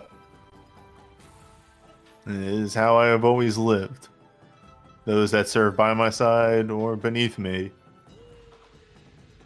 and try and make sure that they come home safe. As a Catholic should. Yeah. And as Anryu was talking about that, Roland just kind of slips over a little bit to repose. Now, just like looking at the tattoos again. The falcon, you said. I did. The Falcon. How fares that? How fares those our cousins?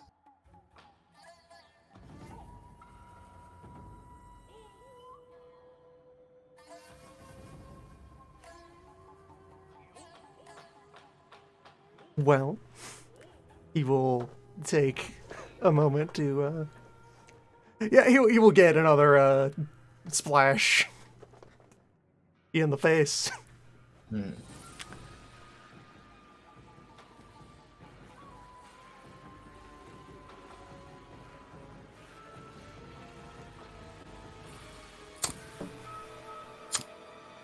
damn it. I don't got a light. I'm just gonna take that as Yang trying to light something up in the background. Yeah, Yang trying to spark flint in a sauna. pretty much, yeah. It's not gonna work, dude. Like, Also, Yang everybody else turning is just to looking at you. a bunch of fire elemental folks. Does anyone have a light? Help! Everybody Anryu looks just, at. like, Everybody Anryu just looks at. gestures. Go ahead. Yeah.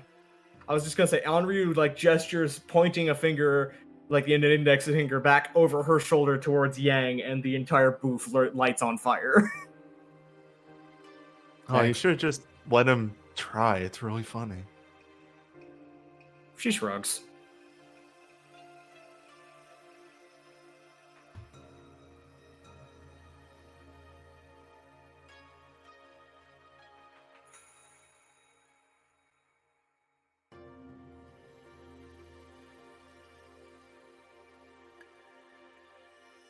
Oh, all right. So Repose will, after an appropriate amount of back to his usual delaying of things before speaking and being deliberate. A reply to the amount of that times have been worse, that he has had an eventful and productive year, that his aunt has remained vigilant and invested great effort into the cultivation and preservation of our arts. And that is the extent of our branch, who still draw breath. I see.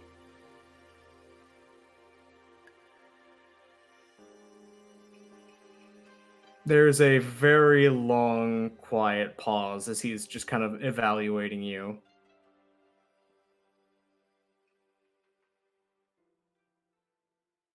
Though we may not practice all the same venerations,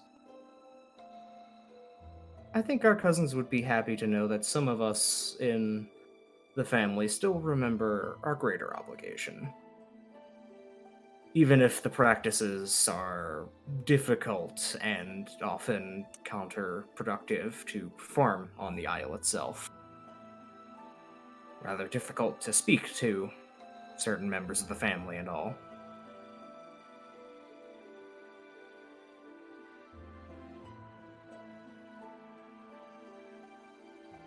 Well, for my part,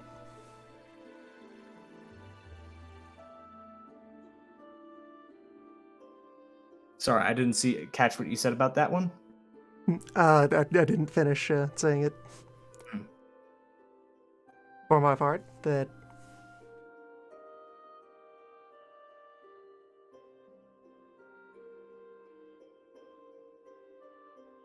I have never been one to seek to overturn how other peoples choose to arrange themselves and their affairs between the earth and sky.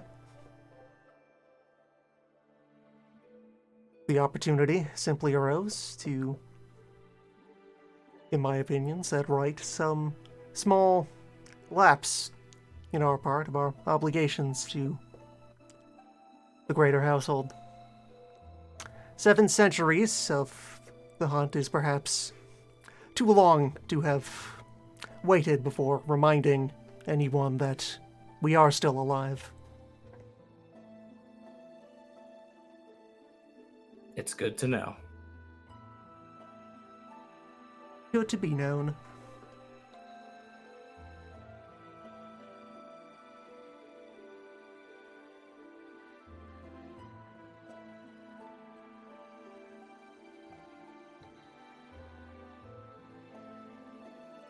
Yeah, Repose will not volunteer any further. Yeah, there's the pause is me like trying to figure out how to phrase this from Roland before he's done. The light and warmth of Heshiesh be with you.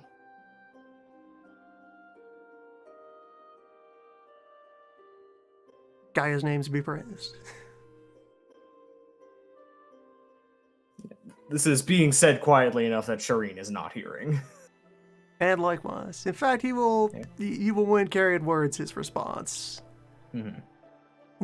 With an otherwise silent nod. Mm-hmm.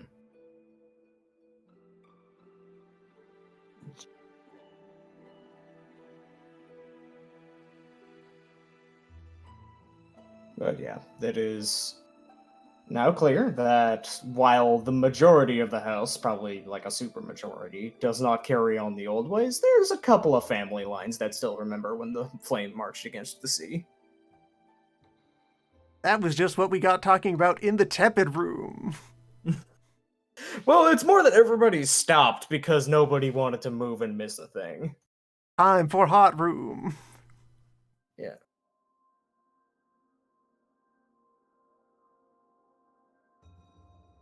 Whoop. Grabbed the scenery. Yeah, Repose will probably actually make a bit of a conspicuous display out of like letting a bit of water drip onto the back of his hand and sizzle, and then nod and move on.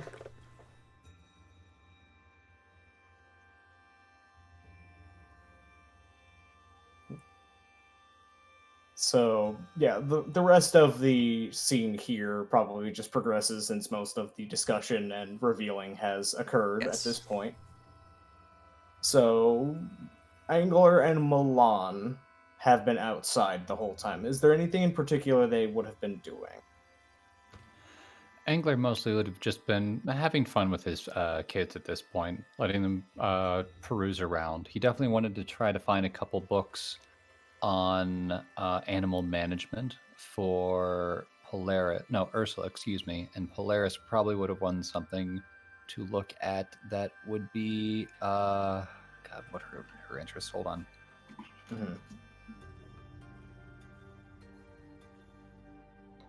Mm-hmm. Astronomy. Right. Yeah, no, there's plenty of books in there to occupy at their time of an appropriate age level. Would there be anything that you would be looking for in the library?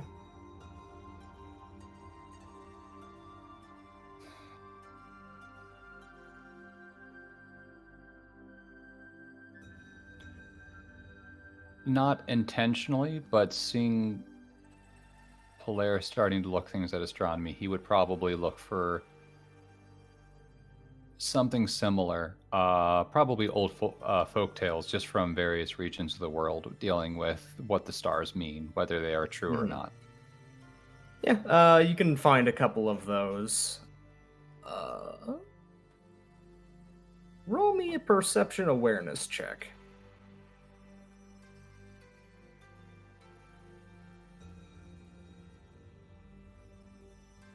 Good God.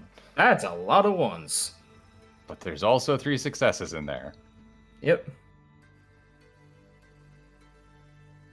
Kind of tucked away, half misfiled, you notice one book that looks pretty out of place. On the spine it says, "On the Bones of Dragons, a history of the fallen houses of the Empire." Snatch that up right away.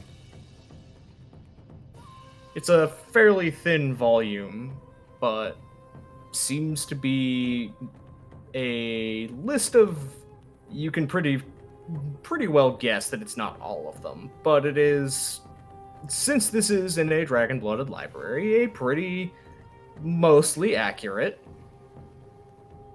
testament of what happened to all the great houses that aren't around anymore. Like a Celsi. Yeah, SLC is in there. So are Burano and Ophrys. Mm-hmm. Yeah, the houses within are Akio, Burano, Ophrys, Iselsi, Jera, Jurul, Manosk, and Sorel.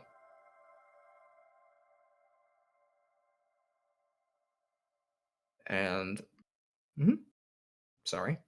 No. He was just smiling at a few of the houses going, I'm curious what the realm says about some of these. I can read off the notes for Burano and Ophrys if you're interested. We can save that for another time. Okay. It is getting towards the midnight hour, and I want to make sure everyone else has plenty of times to do what they need to do. Okay. Milan, what would you be up to? So Milan has found a lounge chair, a beach umbrella, and whatever's being served to drink, and is just passed out. Yeah, that's fair. That's viable. It's been a long day for Milan. But yeah. It seems that actually, yeah, as Angler is looking at this book, it's not one of the books of the library, so you could probably just take this. Because he wouldn't... He's too paranoid not to. Does this smell of our friend? No. Okay. Then yes, he will pocket the book. Yeah. The only other, like I'll just say out of character, the other major book I had actual notes to read out from, aside from just brief asides, is if you had been looking into any of the history of the anathema of the East, I have lists of that. That would possibly be something he'd look into if he was really thinking about it, but he's more just cooling off at this point. He doesn't have a particular mode of focus right now. Right.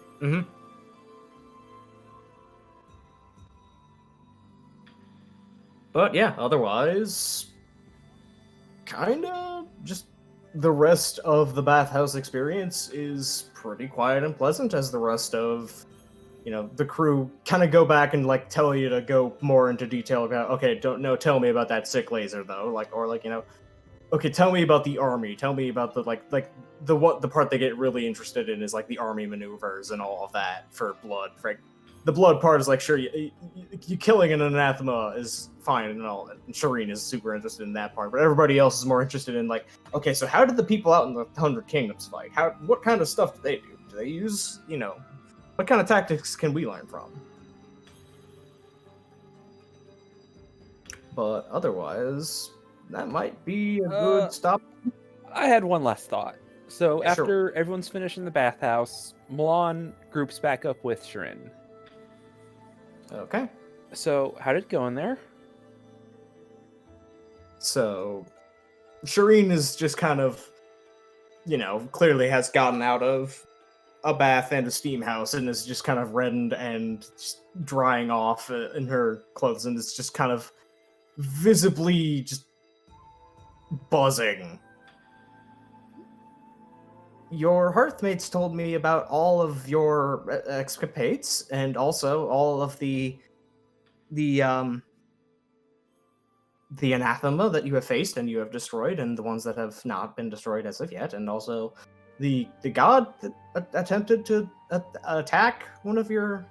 Right. I was looking for you to bring that up, but we got sidetracked with the whole you sneaking on board. Sorry. Yeah, sorry. Like, you both say sorry at the same time. Yep. I like that she was so enraptured in the conversation that she didn't even notice the point where I mentioned it was my boat. Oh yeah, no, she did not notice that. She barely noticed Raposa's tattoos. Again, like, Shireen is overstimulated. Shireen will retain maybe about half of any of this conversation, aside from the parts that stuck out. Probably better that way. Well, I'm glad you could meet some of my Hearth brothers. Obsidian, the big guy whose boat you had broken into. Wait, that was him? Yeah, he's a great guy, isn't he? Just has a look of like, yes, he's a great guy, and also, oh my god, he could have tied me into a fucking pretzel. And I just start going on about like how friendly he is. Just kind of nodding along as How he she's would never hurt a fly. visually remembering the gigantic fucking scar and how he was talking about beating a blood demon to death with the blunt end of a sword. Just like there is extremely two different obsidian shields in Yep. Shireen's brain right now, trying to get reconciled. Yep. Just kind of shakes her head a little bit. How about you? How have you been? How have you been doing out here? Oh, Look. I needed a good rest after standing before Parliament today. I'm glad you got one. I'm glad you got one. And I hope that you get more, and I hope that things go well for the rest of you and your hearth. And uncle. Repose will not intrude into this conversation. I'm just getting him out of there to, Okay, like no, she would just reflexively just be like, ah. the moment she has an excuse to stop the conversation, she will. Yeah. As you do.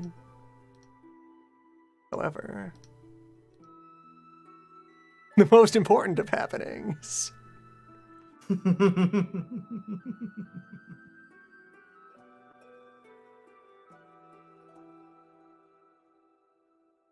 I'm gonna walk over to Shireen and Milan.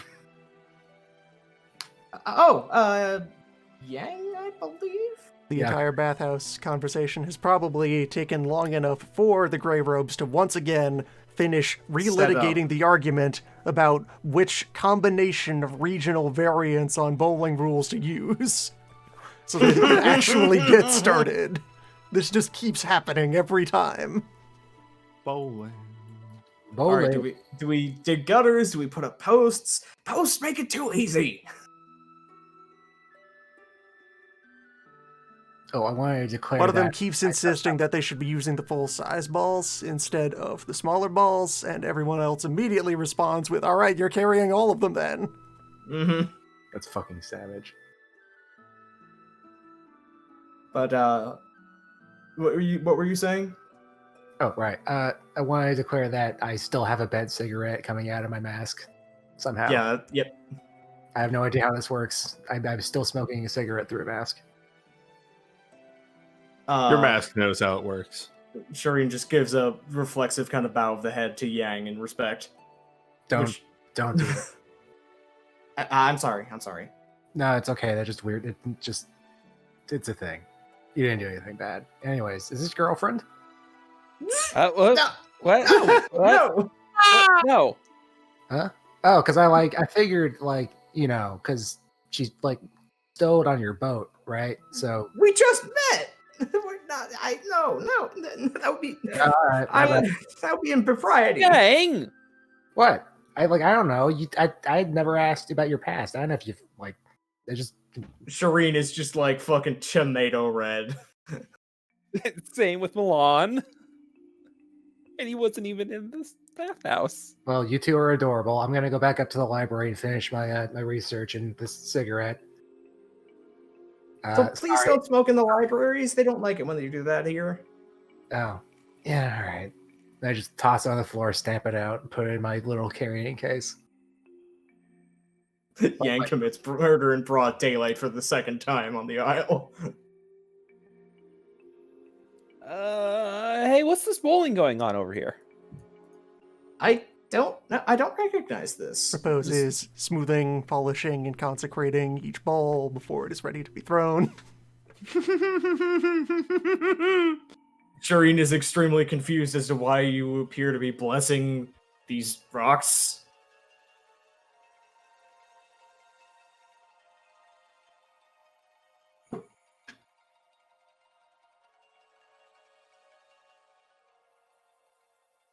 Is this some sort of right?